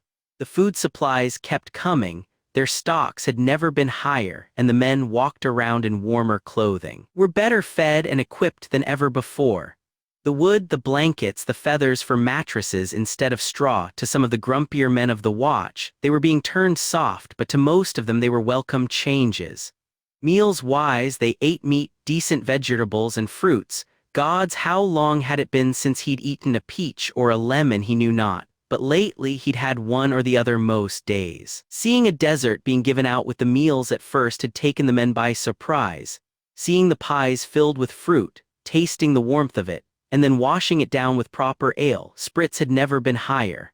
Something looking at Alizer and Jeremy only proved even more.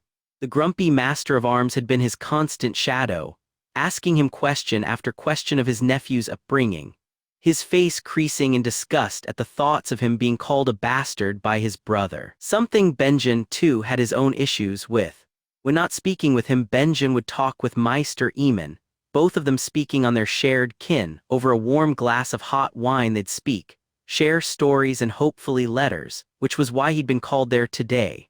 "Ah, Benjen, it seems young Jon has written to us yet again," Aemon said with a smile as he did whenever he received the raven from Casterly Rock. "Hopefully he's not gotten himself into more trouble," Benjen said with a shiver as he remembered the letter informing them of the attack. I hope so too." Opening the scroll, Benjen read it first to himself, but making no sense of it, read it then to Aemon. "Meister Aemon, I hope you are well. If you could please share this with my uncle Benjen. It seems eggs are no longer being served. They are replaced by small birds, which as you know are harder to take care of and require more thought, but we will do as we must. For I find myself closer to the birds than I ever would have thought. All my best, Jon." "I don't understand," Benjen said, and Aemon just sat there with a dumbfounded look on his face before he laughed louder and louder. He laughed so loudly that Chet came in to see if he was all right, and then Aemon stopped, sent the steward away and called him close to him. "He's done it, Benjen, he's hatched them. Our nephew has brought dragons back into the world," Aemon whispered into his ear. This time it was Benjen who sat with the dumbfounded look on his face. Dragons, his nephew had dragons. The prince that was promised would birth dragons from stone. Aemon had told him of the prophecy, he'd read about it in Lyanna's letters, but never had he really imagined it to be true. By the time he left the Meister's chambers, they were both drunk. Chet, putting Aemon to bed, looked at him confusedly when the Meister kept saying egg over and over. "His brother. He's thinking of his brother," Benjen said, and Chet smiled sadly, knowing full well the tales of Aemon's family. Waking to a bad hangover the next morning, he was called to the Lord Commander's solar after breaking his fast. He stood there as Gior went over some papers, even the normally gruff bear seeming happier. "My son sent me a raven from Casterly Rock. It seems Lord Jaime was true to his word. They're sailing back in their very own pinnacle ship, whatever that is." Gior laughed. "Jon told me of them, larger than any on the waters. One is equal to 8 or 9 normal ones in terms of trade," Benjen said, and the smile on the old bear's face lit up. "Then my house is in good hands. Good. Now to our own business. I need you to do arranging. We lost some scouts. I need to know if they live or die or if they deserted." "Given conditions here, I don't think they deserted," Benjen said, and Gior nodded. "Aye. But still we need to know. You want to take anyone with you?" "No, I'll go alone." "Good, the half-hand has left from Eastwatch. He'll cover the ground up there. You check down the other way. I'll leave immediately while I still have the daylight. Be careful, brother, and come back with or without them," Gior said, grabbing his hand. "I will." He set off within an hour, loaded up better than he had ever been, and as he was let through the gate, both Sir Alizer and Sir Jeremy wished him good fortune. For 3 weeks he found no sign. He had stopped at Craster's only briefly. The weather had held and he had no wish to sleep under the man's roof. But for ale, he had told him the men had passed through less than a moon earlier heading east, so he set off that way. When he finally came upon them, it was clear what had happened. They had deserted, or tried to, and found themselves being trapped by wildings. Their deaths hadn't been pretty, and animals had gotten to their corpses. After burying them, night fell and he slept fitfully, wondering if the wildings were still close by. Waking the next morning, he felt eyes on him, and so he broke his fast as he rode, not delaying to cook. All through the day he knew he was being followed, stalked, and the hairs on the back of his neck never once went down. He snared a rabbit and cooked it over a fire, having found a place where to get to him he'd see them coming. He then pretended to sleep. They came that night, and he knew immediately he was fucked. 2 he could handle, 3 at a push, but not 4. 4 was far too much. Still he fought. His sword was steel, while their knives and axes were rock and bone. The first man he killed, the second caught him and he fell, the stone crashing into his head, and he knew he was done for. Benjen woke to his face being licked, to feel the tongue as it cleaned his wound. He jumped up and almost wet himself at what was doing the licking. The wolf was huge, even bigger than Ghost, gray with blue eyes. It looked at him, moved closer, and his hand went to his sword only to find nothing there. Before he could move to get it, the wolf was on him, his paws on his chest, his face inches from his own, and he felt it at the back of his mind, heard the word as if the wolf had spoke. Pack. Looking around the camp, he saw 2 bodies. The other 2 must have run. He picked up his sword, packed his horse, and he and the wolf rode off. He felt bad leaving the bodies unburied, but he needed to be away from here. By the time he arrived back at Castle Black, he and the wolf were firm friends.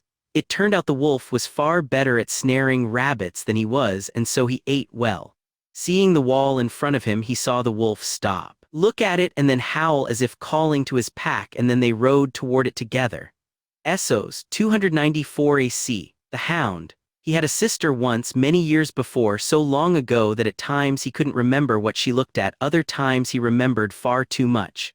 He knew nothing of love, or at least he couldn't remember what it was like to love someone, but he felt he had loved her, he hoped he had. As he looked at the dark-haired girl practicing her forms, he wondered if he loved her too. He thought so. He'd die for her. He knew that. He'd kill for her, his friend, his ward, his sister. "You're doing that wrong," he said gruffly, and sniggered as she glared at him. "This is how you told me to do it." She set her face, frowning at him. "No, it isn't. Now do it right or no supper for you." "You'd not deny me supper," she said smugly. "Did you not notice what we're having?" he said with a chuckle, and watched her grimace when she saw the chicken.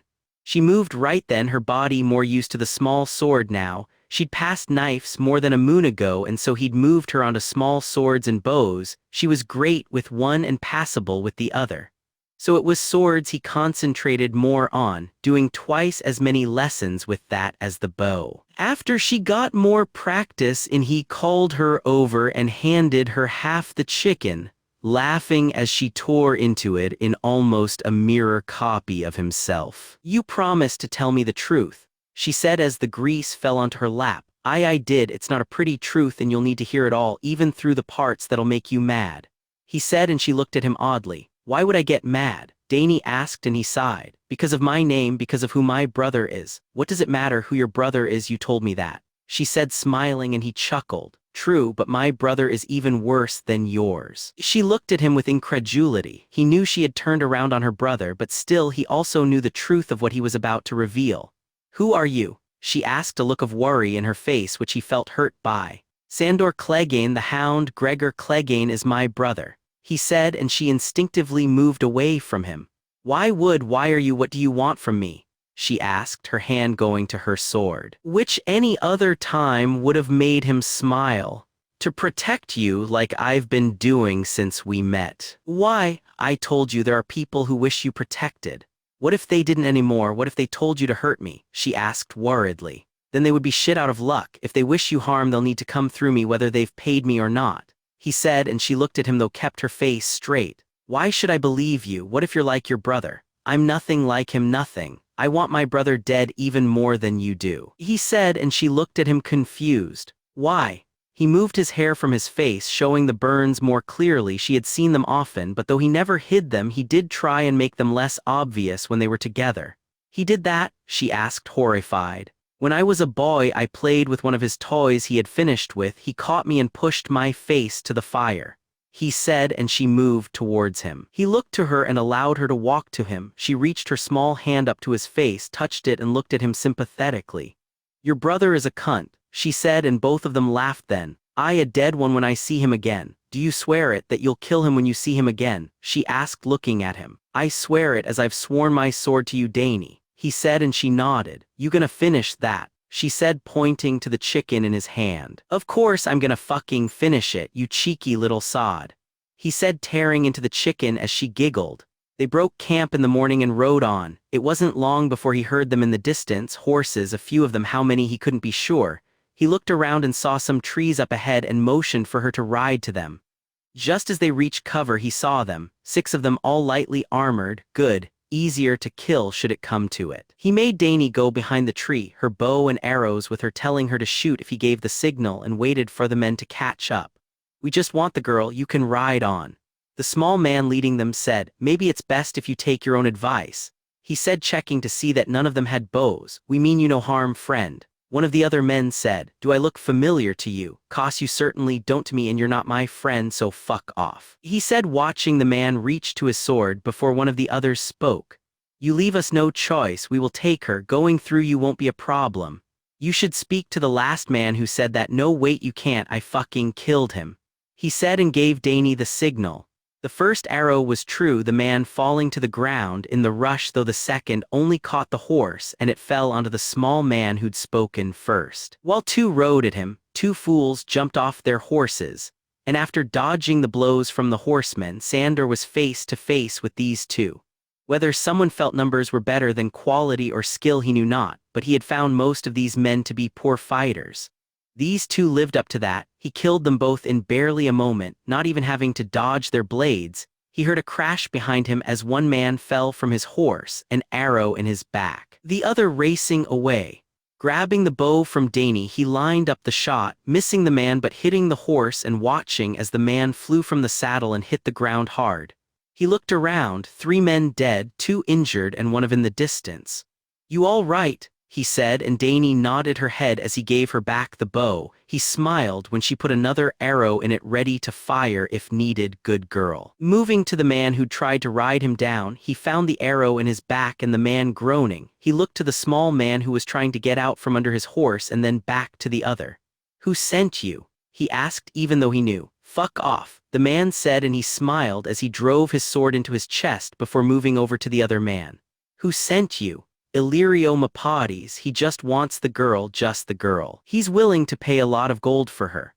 "Well, he can't have her. We've become quite attached, you see," he said, and noticed Dany's smile as he killed that man too. He grabbed up the horses and watched as Dany went through the men's pockets, finding some coin purses and a little jewelry which she bundled together. While coin wasn't a problem, he had told her one day it might be.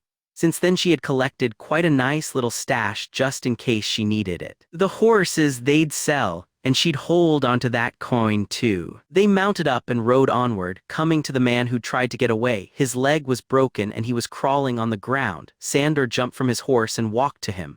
"I'll tell you everything, anything you need to know," the man said, pleading for his life. "I already know everything," he said, taking his sword out. "I can help you, I can get you anything you need." "Really, can you get me some chicken?" he said, and the man looked at him confused before nodding. Yes, I'll get you as much chicken as you want."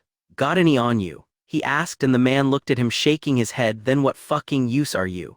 he said, stabbing his sword into the man's neck. He climbed back on his horse and waited for Dany to check through the man's belongings. Once she had and was back up on her own, they rode on. It took them 2 more days to reach the city. They sold the horses, took a place in a tavern, and slept in a bed that night, eating a hearty meal where they had a full chicken each. The next evening they were standing overlooking a manse, watching as the unsullied guards changed shift as the fat man ate greedily. "Illyrio?" Dany asked. "Fat fucker, isn't he?" Sandor said, and she laughed as they sat back to watch the man more closely. "White Harbor 294 AC. Rob, a part of him had worried he'd be bored here, worried that he'd find less to do than Winterfell, that he'd find no friends or no activities. Technically he was squiring for Lord Wyman, but it was Sir Marlon who handled his training, and Rob found him even better than Sir Roderick, or perhaps not so much better, but certainly a harder taskmaster. Maybe Sir Roderick had gone easy on him because of him being a lord. If so, then Sir Marlon didn't share the same reasoning. His drills were harder, longer, and more physical, but he felt himself improve, felt himself get better each day. The lessons he took were harder too. He expected the Meister to be the one who taught him, but for some reason it wasn't him. Instead, Lord Wyman had tutors teach him the basic lessons while he himself taught him the political ones. Standing in on Lord Wyman's meetings was an education in of itself. Once they were done, the Lord would pepper him with questions on what he'd seen, why he'd done what he did. "No, Lord Rob. Sometimes in a trade deal you must seem as if you lose. You must let the other person walk away thinking they've taken advantage." "Why, my lord?" "Because then they'll come back. Should they think it's you who's taken advantage, they may feel slighted, feel like you think less of them." "Is that why you got angry?" "Aye, it's a good tool, but only when used right." So he had watched and learned as much as he could from the Lord of White Harbor. After a while he'd been sent to the docks more and more, his guards keeping their distance but Grey Wind always by his side. The docks he had found fascinating, the stories he'd heard of travels and journeys and far-off places, seeing the pinnacle ships up close, hearing sailors speak in awe of them. One thing he had found odd was the looks Grey Wind got, he too, but mainly the wolf, almost as if they were expecting him to misbehave. It took him some time to find out it was Ghost they were afraid of, the silent wolf sneaking up on unsuspecting stalls, running off with lobsters and lamprey pies. Apparently it had cost his brother a fair amount of coin last time he was here, just to keep people happy, though they bore him no ill will, the opposite in fact. There you are, we thought you'd gotten lost. He smiled when he heard Winifred's voice. She did, I didn't care, Willa said with a giggle. You wound me, my lady, he said, and Willa just rolled her eyes before walking to one of the stalls. Am I needed for something? He asked, and Winifred just shook her head. No, I was just bored looking for an escort to show me the city. Isn't this your city? Should you not be showing me? He said with a smirk. I was talking of your wolf, you fool, she said as Grey Wind walked over, licking her hand. Traitor, he said, looking to the wolf and making her giggle. He had finished his errands and Lord Wyman hadn't asked him to hurry back, so they spent most of the day together, arriving back at the new castle just before dark. Willa had bought her usual collection of odd things, while he bought Winifred a glass seahorse brooch she had been admiring. When they met up with Sir Wiles and his father, he was happy to see letters from his sister and brother in their hands. Apparently the wedding was the greatest ever, which made both Winifred and Willa frown at the thoughts of missing it. His sister had danced most of the night away and Jon had too. Lady Margaery was a delight, and Sansa was looking forward to going to Highgarden, and Jon had some new friends arrive at Casterly Rock, but missed his brother, which made him smile. They ate well that night, as they always did, and once again Robb was glad to be sitting with Winifred rather than her father or grandfather. Not that he had an issue with them, but they could put away food and he always felt he was slowing them down, or that he needed to speed himself up. With Winifred, though he could take his time, they'd speak while they ate, listen to the music and dance when they were done. Robb had always danced at feasts and when bannermen came to visit, as ere it was his duty, his mother had said, but now he danced almost every night and found he looked forward to it, where before he did so reluctantly. Over the next few weeks he began to notice some strange things. More and more it was letters being sent rather than ravens. Once when Lord Wyman felt ill, he didn't allow Theamore to go near him, instead speaking with a woman from the town and recovering within a day or two. When Sir Wendell returned, this became even more apparent, along with the news of the attack on Jon in the Riverlands. Robb was furious that someone would attack his brother and a little put out. It had not been mentioned in the ravens that came from Casterly Rock. I doubt they wished to worry you, Lord Robb. More likely they would have liked you not to know. Sir Wendell said, He is my brother, sir, my sister was with him, I should know.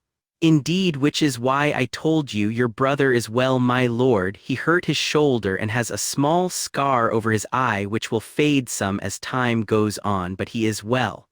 Thank you, Sir Wendell, it means a lot that you've told me. I've been speaking with my father. Should you wish it, you can come along on my next journey. I travel to Bravos within the moon, so what say you? Really, on the Pinnacle ship, he said excitedly. I will be gone less than a moon, but it'll give you both an idea of the sea and some of the trade that's done in Bravos. I think I'd like that a lot, sir. I'm most grateful to you and your father. Think nothing of it, my lord. While Sirs Wiles and Wendell were excited about his first sea journey, and Lord Wyman was filling him in on things he'd need to know, Winifred, it seems, was upset he was leaving so soon. She barely spoke to him at dinner, didn't dance, instead once she'd eaten retired to her room. In the end, when he found her alone the next morning, he feared she'd not speak to him then too. I'm sorry I'm leaving, but I'll be back within the moon. He said, I know. She said, her voice soft and low. I'll leave Grey Wind with you. He'll look after you while I'm gone and ensure I return. He said with a smile, receiving a half one from her in return. Well, that makes it all better then. It was the wolf I'd miss after all. She said with a laugh, and he pretended to frown before laughing too. He left a few days later. Saying his goodbyes, Lord Wyman presented him with a small dagger to wear at his hip. You never know when you need one on a ship, lad. Listen to Wendell. Follow his lead. I thank you, my lord. My lady, I shall return with great haste and perhaps carrying a present too. He said, getting a smile from Winifred. Be safe, my lord, she said, and he nodded. He knelt down to Grey Wind, feeling strange about leaving him behind, but seeing the wolf's eyes looking at him, he could see the wolf understood. Later on that night, after the ship had sailed, he lay in the bed looking up at the ceiling and wondering how everyone was faring. He closed his eyes and soon was asleep, having the strangest dream. The street felt cold beneath his feet as he made his way back to the castle. The blood still pooled beneath his lips, The bird hadn't been large and he didn't eat it out of need or hunger. But he needed to hunt, needed to be able to provide for himself should the need arrive. While these 2 foots gave him food, while his own 2 foot made sure he had plenty, hunger could come any time. The 2 foots with their metal arms let him pass and he walked through the castle. His own 2 foot was gone, but he knew he'd return. For now he'd stay with the 2 foot who smelled of the trees, smelled of the forest and the sea.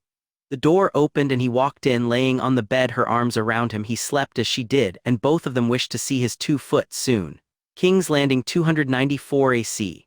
Robert. He was bored yet again, denied a tourney yet again, ignored by his wife yet again, and buried deep in a whore yet again. This was what he'd fought a rebellion for.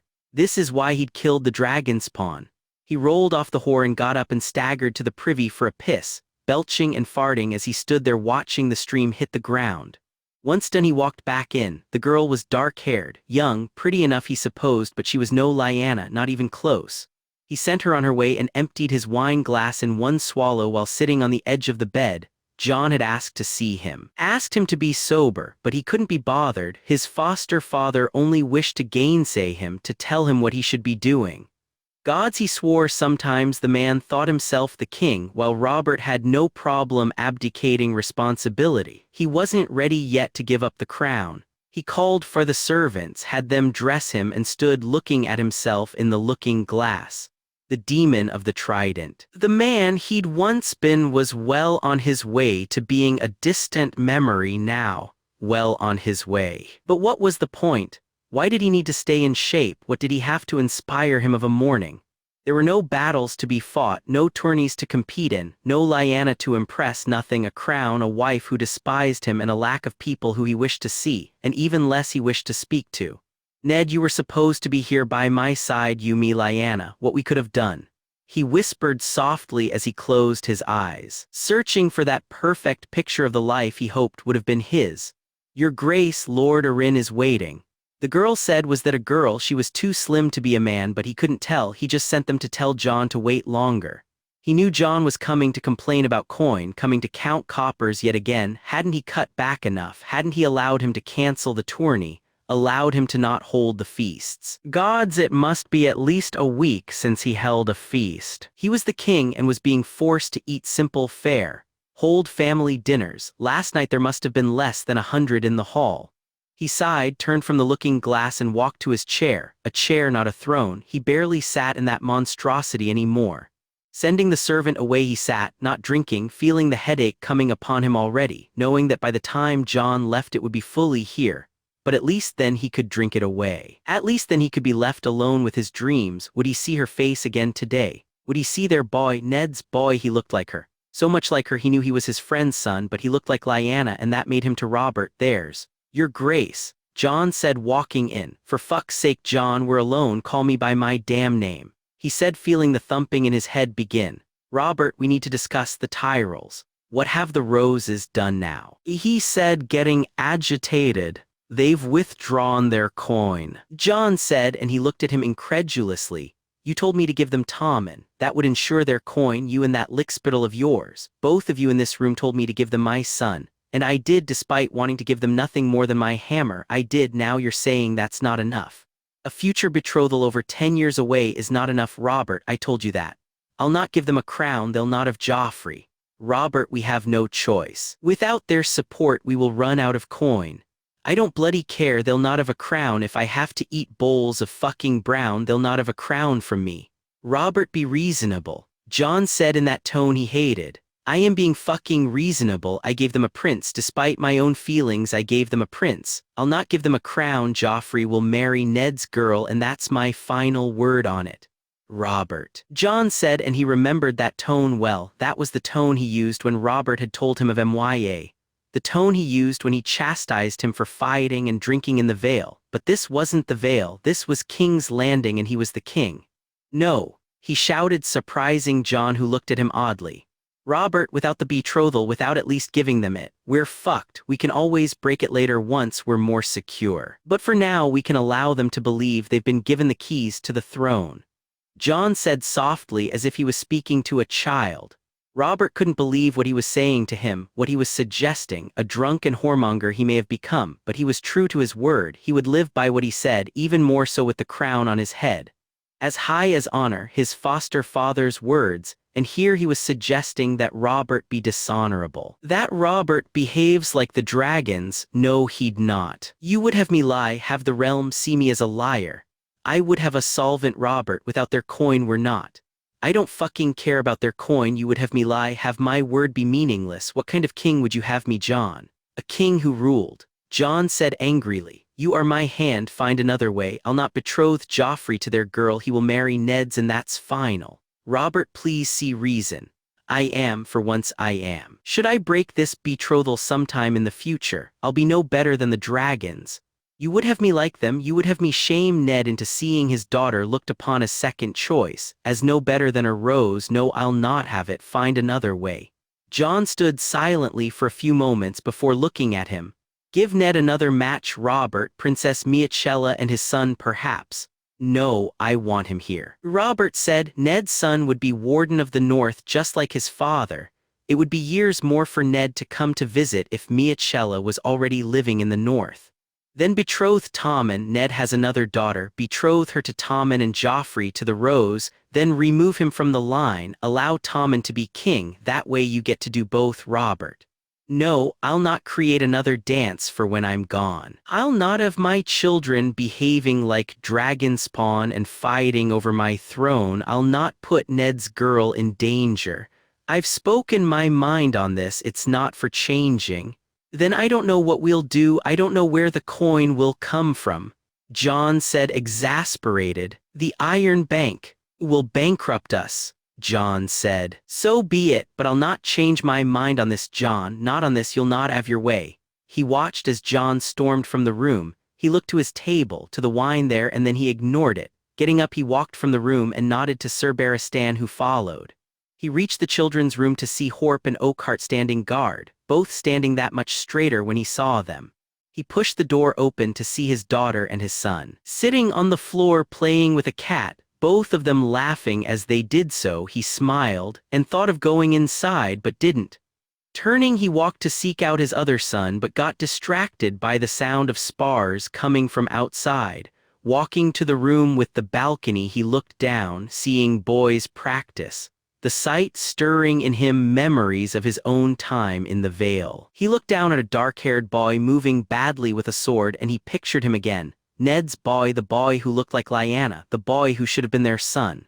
Winterfell 294 AC. Theon Greyjoy. The guards followed him everywhere but they were conflicted, they listened to their liege, but the change in circumstances had them thinking things odd. So while on the face of it they were dutiful, attentive and diligent, they were actually very much not. Theon, while not being allowed to go to the brothel, still managed to sneak out to it. Still found his way to it, so it was there he began to plan. The girl helped. Considering the things he made her do for coin, this was far more pleasant. So for moons he planned, he waited, and he stewed in his anger, picturing the face of the person he blamed for the changes to his life. He had hated the bastard from the moment he met him. How he looked at him that very first day he'd arrived in Winterfell. How he looked down on him the heir to the Iron Islands, looked down on by bastard. But then he was gone and Theon had gotten close to Robb, just as his father had told him, get close to the heir, bide your time for one day that would allow you your chance to escape. But he had grown to like Robb, grown to like being in Winterfell. It was far better than the islands. The islands didn't have girls like Rose or Betha, and he'd not found a girl who'd do what they'd do. All for a few coppers or a silver stag. He had seen once many years ago how a salt wife was treated, his uncle Euron telling him it was time he learned to be a man, but that compared to what Rose would do willingly was just not for him. Do you have them? He asked Betha, who nodded, showing him what she'd gotten. Aye, my lord. The clothes would do, they'd have to, now he only needed to bide his time, he knew he should be getting back. But he could see her teats when she bent down, and so taking the coppers he handed them to her, watching as she undressed. At first he had assumed things would return to normal once the bastard left, that this nightmare he'd brought upon him would end, that Robb would go back to being his friend and his life would return to normal. So he grinned and bared it and bided his time and waited for the bastard to leave. But it had gotten worse. Robb barely spoke to him and then he was gone. Arya laughed at him, called him names, and when he went to slap her, that wolf of hers made it clear he'd lose a hand if he did so. Now though things were calmer, the guards even more lax, Lord Stark wrapped up in work so much he barely even glared at him anymore. For a moon or so between that and how Arya would follow him, he knew he was screwed. But things had changed, and tomorrow Lord Stark would ride to Deepwood Motte. That was his chance. He had snuck his other things out the day before. His clothes, his bow, his knife and sword, all had taken him moons to get back, moons to know how and when to take them.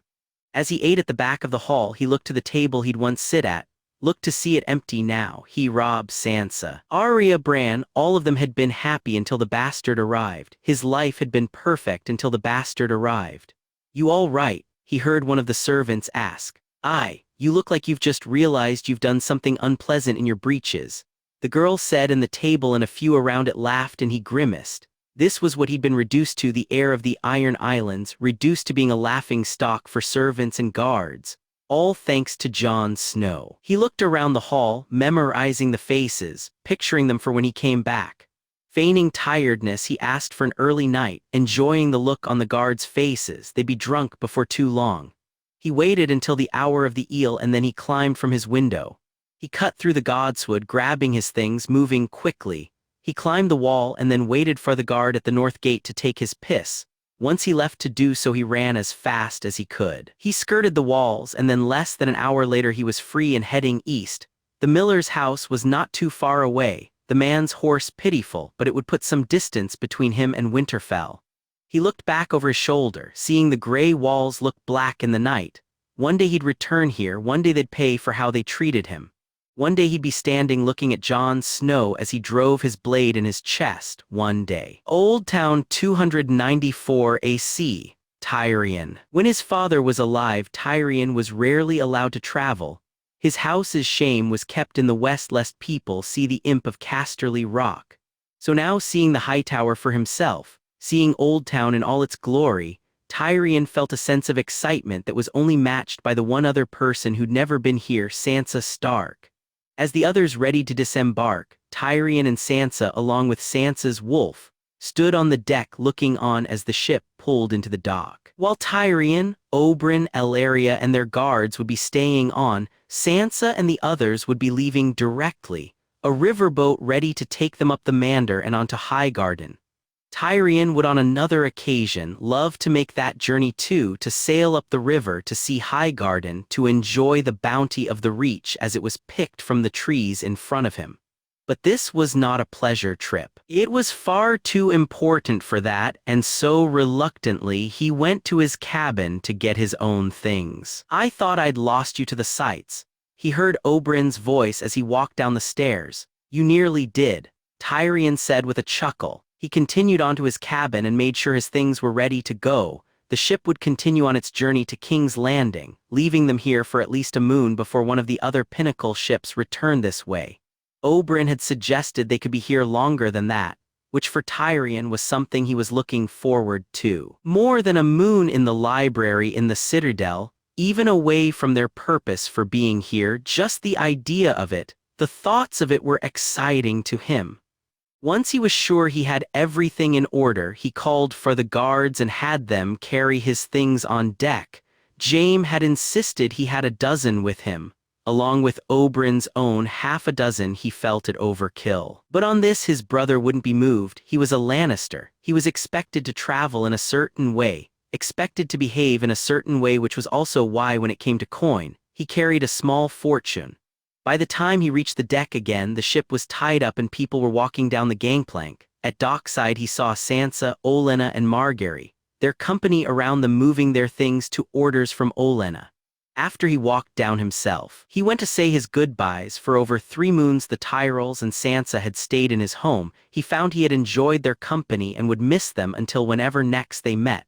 "Lady Olenna, it seems this is where we say our farewells." "It is, my lord. I wish you good fortune in your time here," Olenna said, looking into his eyes. "I shall do my best to find something to keep me entertained," he said, moving to Margaery.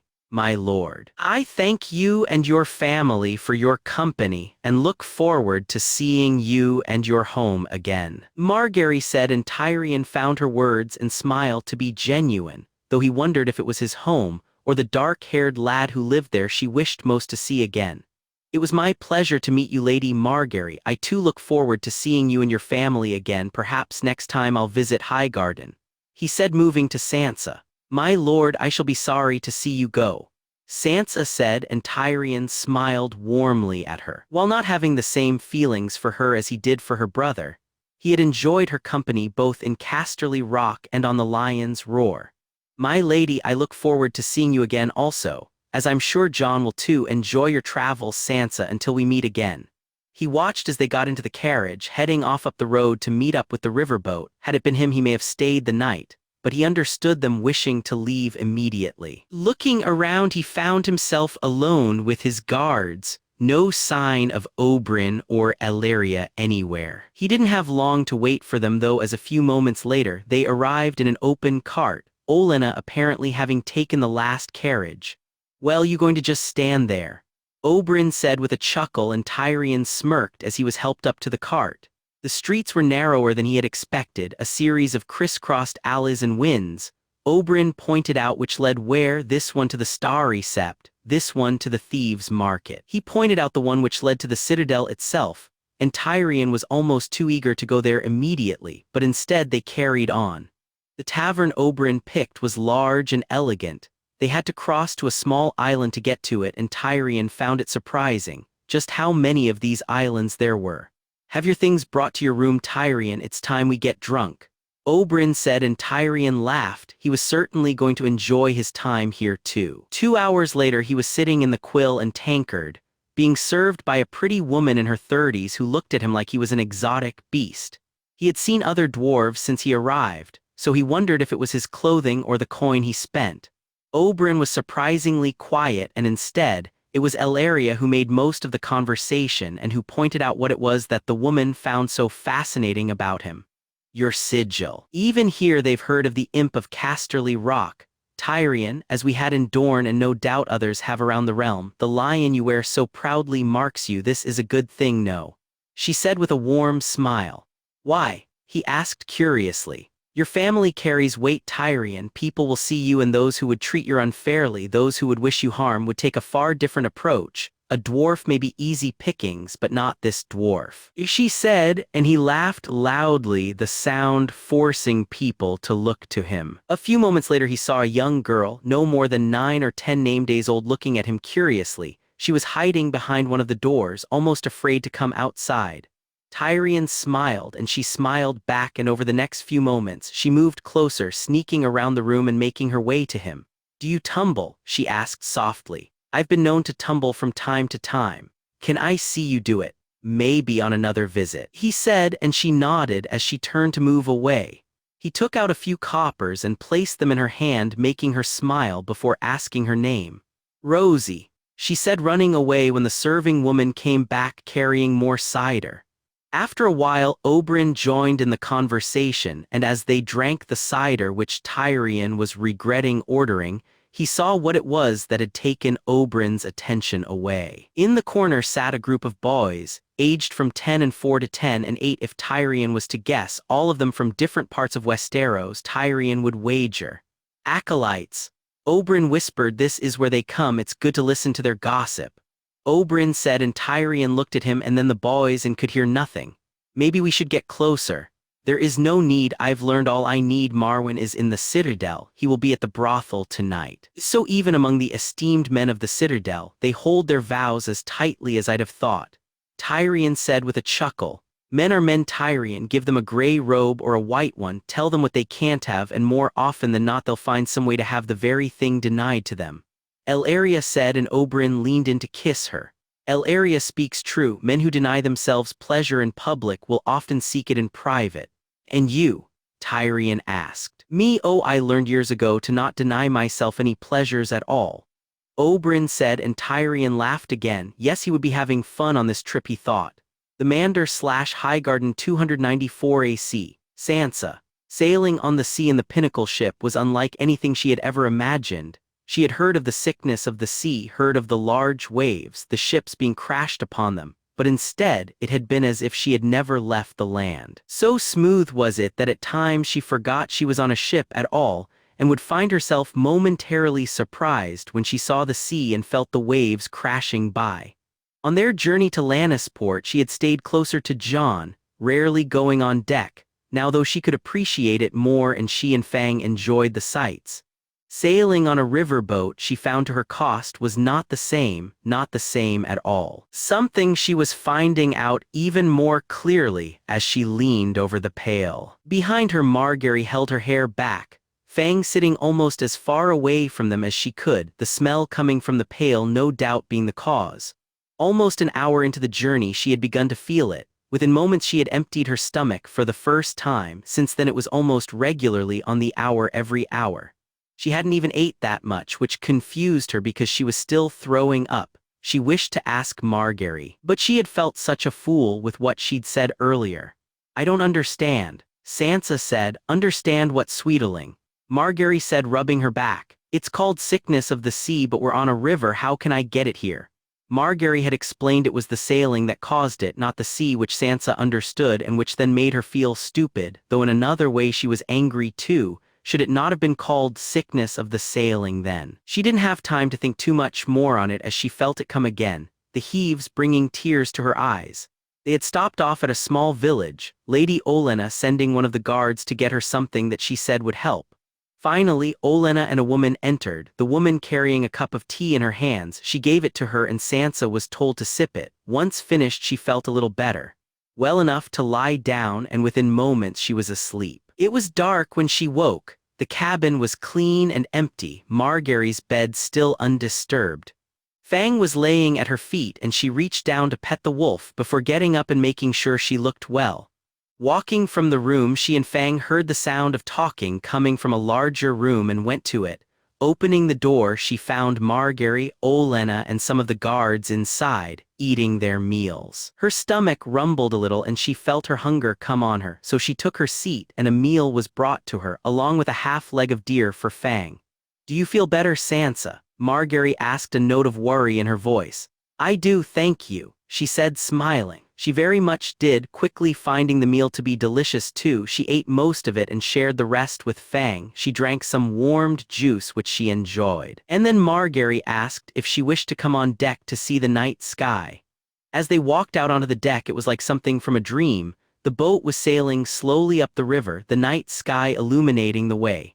Around her she could smell the freshness of grass and trees, the hints of sweet flowers and fruits.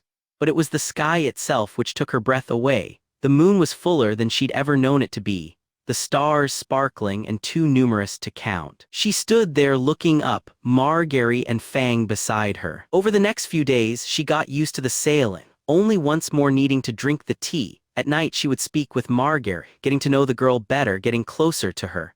She learned some things she didn't know and confirmed some she did. Margaery liked hawking and riding, liked embroidery too, which she was grateful to know. She and her brother had met not long after Jon had left Winterfell and had become friends over time. Sansa noticed the smile which would appear on her friend's face when she spoke of Jon, how her eyes would light up. She had seen the little looks and whispers, how they always had time for each other. Jon would always make time for her and time for Joy, never would he leave them unattended, but she had noticed he spent more time with Margaery than either of them, and listening to her friend talking of him, she could see why now. "You like him, don't you?" she said one night when they were laying in their beds. "Of course I like him, he's my friend," Margaery said. "But you like him more than that, don't you?" she said, and Margaery wouldn't answer. As she lay down to sleep that night she thought more on it. She knew nothing of love apart from what the books said, but perhaps that's what her brother and Margaery were feeling. She hoped so, they'd be good together, she thought as she looked to her friend's bed. Margaery was laying there, a smile on her face as she played with a little box. Sansa wondered what it was, but saw Margaery roll over to sleep, and before she knew it she too was asleep. "Come quickly," Margaery said, waking her the next morning. "No, too tired, let me sleep," Sansa said, yawning. "No, you must get up now," Margaery said, grabbing her arm and pretending to drag her from her bed. "Margaery," she said, annoyed. "Sansa." Margaery said, giggling, "Come, trust me, you'll like it." Reluctantly, she got up from the bed, dressing herself far too quickly and not being allowed to even check if her hair was all right. She was this time almost dragged up the stairs to the deck.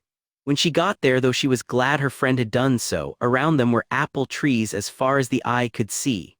The smell was incredible. She breathed in and could almost taste the apples themselves, something she was able to do not more than a moment later. When Margaery handed her one, "We're less than a week from Highgarden now," Margaery said, and Sansa couldn't believe it. She had thought this journey would take far longer.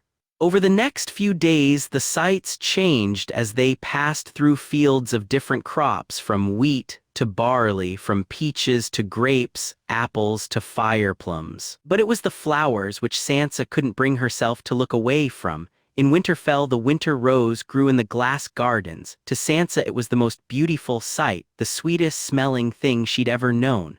Seeing the flowers grow so abundantly here, this she believed almost matched it. "There's so many," she said excitedly to Margaery. "If you think this is a lot, you're going to love the roses that grow at Highgarden," Margaery said. At dinner that night, they spoke excitedly about the rose garden, the pathway leading to Highgarden itself. Megha and Elinor spoke of wearing flowers in their hair and dancing, while Aelia spoke of the bards they'd see yet again. Sansa found herself even more excited about what was to come, what her life would now be like. When she woke the next morning, they were there. Finally, they had arrived. Lord Mace had sent them a large wheelhouse, and after their things were taken from the boat, they got inside. The roads were smoother yet again than even those in the west, something Lady Olenna was taking great pleasure in given how comfortable the ride was. They had been traveling for less than an hour when Margaery ordered the wheelhouse to stop. Sticking her head out the window, she then turned to her and told her to join her outside, much to Olenna's annoyance. "Margaery, we're almost home. Can we not do this another time?" Olenna said, "No, grandmother. This is how Sansa should see Highgarden first," Margaery said, and then they were outside. "Look, Sansa," Margaery said, turning her around and showing her the most beautiful sight she'd ever seen. Both Winterfell and the Rock were large, imposing places. They were pretty but functional, built for war more than show. Highgarden must have been built by the gods themselves, she thought as she looked at it. It had to have been. Something like this could only have been created by them. It rose from the fields around it as if it had come from the earth itself. 3 rings of white stone walls, covered in plants, flowers, and everywhere she looked she could see trees. Around her was nothing but green. It looked as if winter never occurred here, never dared to show its face. If Winterfell was built for snow, Highgarden was built for sun, built for the light, and she stood there, mouth agape. This is where she'd be staying. This is where she'd spend the next 6 or 7 years of her life. She couldn't wait for them to begin. "It's beautiful, Margaery. I never want to leave," she said, and Margaery laughed as she helped her back into the wheelhouse. She could barely keep her head inside the wheelhouse when they set off again. It felt like an age until they finally made it to the keep itself. Stepping from the wheelhouse, she stepped out into yet another dream. She was led through a labyrinth, listening as Margaery's cousins laughed and japed. Coming out the other side, the courtyard was as beautiful as the rest of the keep. There were statues, fountains, little paths that led to groves. In front of her stood Lord Mace, Lady Ellery, Sir Garland, and Lionette, and another man older than Sir Garland, but who must be his brother, stood with a cane. She went through the formalities of meeting each of them again, looked at the other man who stared at Fang before she stood in front of him herself. "Lady Sansa, may I present my son and heir, Lord Willas?" Lord Mace said. "Lady Sansa, it's a pleasure to meet you," he said, kissing her hand. "You too, Lord Willas," she said, and when he smiled at her, she couldn't help but return it with a smile of her own. Old Town 294 AC, Oberyn. Marwyn must be in the coin somehow, he thought, as he found he had not been in the usual low-rent establishments that he frequented. Instead, he was in one of the better ones, something Oberyn was glad of. While he didn't mind going to some of the others some days, he preferred the comfort. He had the coin after all, why not enjoy it? Something Elleria certainly was doing right now. Once he'd seen the Maester was here, he had allowed his paramour to pick the night's entertainment. Looking at the boy and girl she had picked, he was glad of it. Tyrion looked on, shocked at the way he looked at the boy, at first thinking he was for Elleria. Once he realized he was actually for Oberyn, he blushed, which Oberyn found incredibly amusing.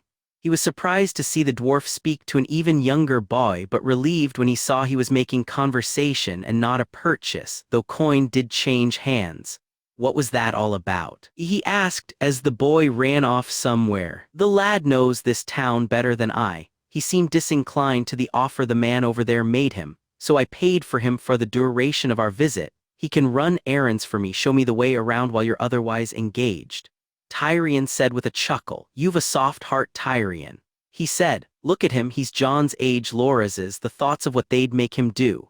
Tyrion said, and Oberyn nodded, never having liked the idea of children in these places. "Marwyn will not be long, I'll speak to him then, will you not partake my treat?" Oberyn said, and Tyrion smiled. "Then how could I refuse?" Tyrion said. The girl was a tall blonde and Tyrion, and she left, leaving Oberyn to speak to the boy when he came back. His name was Satin, and he seemed far more intelligent than he had been expecting. While Ellaria was in the back, Oberyn found himself talking more and more with the boy. Finding he knew of some of the maesters who frequented this place, knew Marwyn. After telling him to grab himself some food and handing him some coin, he asked him to fetch him if Marwyn tried to leave before him. "Oberyn, my love, what kept you?" Ellaria moaned as the girl sucked on her nipple. "Work before pleasure, my love, you know me," he said, calling the boy over and watching as he undid his breeches. Satin came in a few hours later. Oberyn had moved onto the girl some time ago. When the boy saw him, he nodded, and Oberyn got up, asking him to fetch Tyrion too. He quickly dressed, and going outside he found the mage sitting down drinking at his table, and so he took a seat opposite. "I heard you had arrived back in town." Marwyn said, "What can I say, I missed you, Meister." "Ha, from what I remember of you, my prince, you rarely miss." Tyrion arrived a few minutes later, and Oberyn watched as Marwyn looked at him strangely before seeming to recognize something in him. "Your eyes, they are mismatched," Marwyn said. "Is that what they were, and here was me thinking I was just drunk." Tyrion japed. Marwyn stared at the dwarf a little longer before turning back to look to him. "So what's the real purpose for your visit, my prince?" Marwyn said, and Oberyn handed him one of Rhaegar's letters to Aemon. He looked as the Meister read through it before looking to them both, a look of sadness on his face. The realm lost its last hope when the last dragon fell without him. "Without them, we are all living our last days." "You believe in the prophecy?" Tyrion asked the Meister. "Prophecy is a fickle mistress, my lord. What she may whisper in one man's ear, she may speak far different to another." "That doesn't answer my question," Tyrion said, and Marwyn laughed. "That is my answer, my lord. But I'll give you another. Without the last dragon we are lost, without the dragons that flew even more so. My esteemed friends at the Citadel have doomed us all with their stupidity," Marwyn said, drinking his drink in one swallow. "You think they played a role?" Oberyn asked without looking to Tyrion. "Who do you think killed all the dragons the last time around? Gallant dragon slayers armed with swords. The world the Citadel is building has no place in it for sorcery or prophecy or glass candles, much less for dragons. Ask yourself why Aemon Targaryen was allowed to waste his life upon the wall, when by rights he should have been raised to Archmeister. His blood was why he could not be trusted, no more than I can." Oberyn looked to Tyrion, who smiled at him. The letters were right. Aemon was right. If there was one man who could be trusted, one man who could be relied upon, it was the man in front of them. "Marwyn, we need to speak somewhere more private, somewhere where no one can overhear, where your friends at the Citadel will never deem to look for us," Oberyn said, and Marwyn looked at them both with intrigue. "The Undercity, it's the only place where we can go, the old woman's house. I'll meet you there." "How can we find it?" Tyrion asked. "The boy knows where it is," Marwyn said, looking to Satin, who was standing off to the side. "How do you know of the boy?" Oberyn asked, even though he knew the answer. "I am a mage, am I not?" Marwyn said, laughing before swallowing the remainder of his drink and standing up. "The hour of the bat." After he had gone, Tyrion looked at him as if to say something, but Oberyn just waved him off and got up to walk back to Ellaria.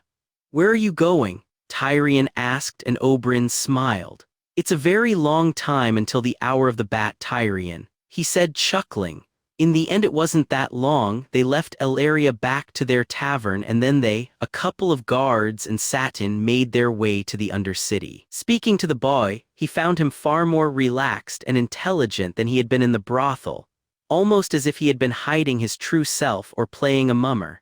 Tyrion seemed to enjoy the boy's company even more so, and he led them to meet Marwyn easily, knowing exactly the easiest route to get to the old woman's house. Though calling it a house was being far too generous, it was no more than a shack, a beaten-down one at that. Marwyn was already inside, and so leaving the guards to make sure they weren't disturbed, he and Tyrion entered.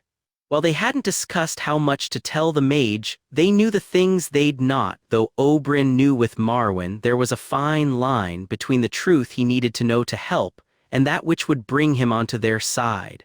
"Now, my prince, what can I help you with?" He told him then of Wally's, of the things they found in his journal, of what Rhaegar had said in his letters, leaving out Lyanna and Jon's part before they got around to Creolin. Wally's, it seemed, didn't interest him, nor the northern part of things, whether he knew of them already, or he felt that wasn't their real concern. Oberyn couldn't tell. But Creolin, his involvement in this had Marwyn listening eagerly, almost licking his lips. So eager was he to add something to the conversation. "Wally's father still lives, Walgrave, though the man is losing his wits, but he's a good friend of Theobald, and so he keeps his chain," Marwyn said with a look of disgust on his face as he spoke both names. "Creolin," Tyrion asked. "One of Theobald's proteges, though not very bright. He is dead," Marwyn asked, though they'd not hinted he was or wasn't. "Why would you say that?" Tyrion looked at him. "If the prince is here and suspects him this strongly, I'd not say you let the man live. He killed my mother." Tyrion said, a glimmer of anger in his eyes. "Then he deserved to die, my lord." Marwyn said, "But there is more. There are things you are not telling me, things you keep to yourself. I would know why. We don't trust you." Oberyn said, and the mage laughed. "Good, then you're learning. We need to know who we can trust. There are some names we trust more than others." Oberyn said, and Marwyn looked to him. "You are one. Maester Luwin of Winterfell another, and Lo Mara, the former Maester of Dragonstone. Aemon Targaryen being the last and the only one whose trust is unequivocal. I know Luwin and Lo Mara, though he left the order many years ago. Aemon is the best man I know. You're right to trust him, but this is about more than just finding out. Maesters have their own agenda. If Aemon is who you trust completely, this is about dragons, or more precisely, the family who controlled them." Both Tyrion and Oberyn sat saying nothing, not even looking at each other as Marwyn continued to speak. The child lives, the prince he lives," Marwyn said, smiling broadly, his red-stained teeth clearly seen now. "What child?" Oberyn asked, but Marwyn was off in his mind, his eyes closed. "I will help you root them out, root them all out. The prince lives and must be protected, otherwise we are all lost. He will need help. 4 of us will not be enough, and you will be sent a traitor. I can do something, yes, I can use this names, I'll find you the names," Marwyn said. Tyrion looked to Oberyn, a look of worry on his face, but Oberyn himself was smiling. They had raised Marwyn's interest, and he knew once they'd done that nothing else would matter to the mage. This line of prophecy, though, was bothering him, and he couldn't stop himself from asking. "This prophecy, this danger you seem to think we're destined to face, this thing the prince is the only one to save us from, what is it?" "The prince that was promised will birth dragons from stone. He will wield the light and bring the dawn. Without him we are lost. He must be protected. He must be saved, or none of us can be," the old woman said, and both his own and Tyrion's head turned in her direction.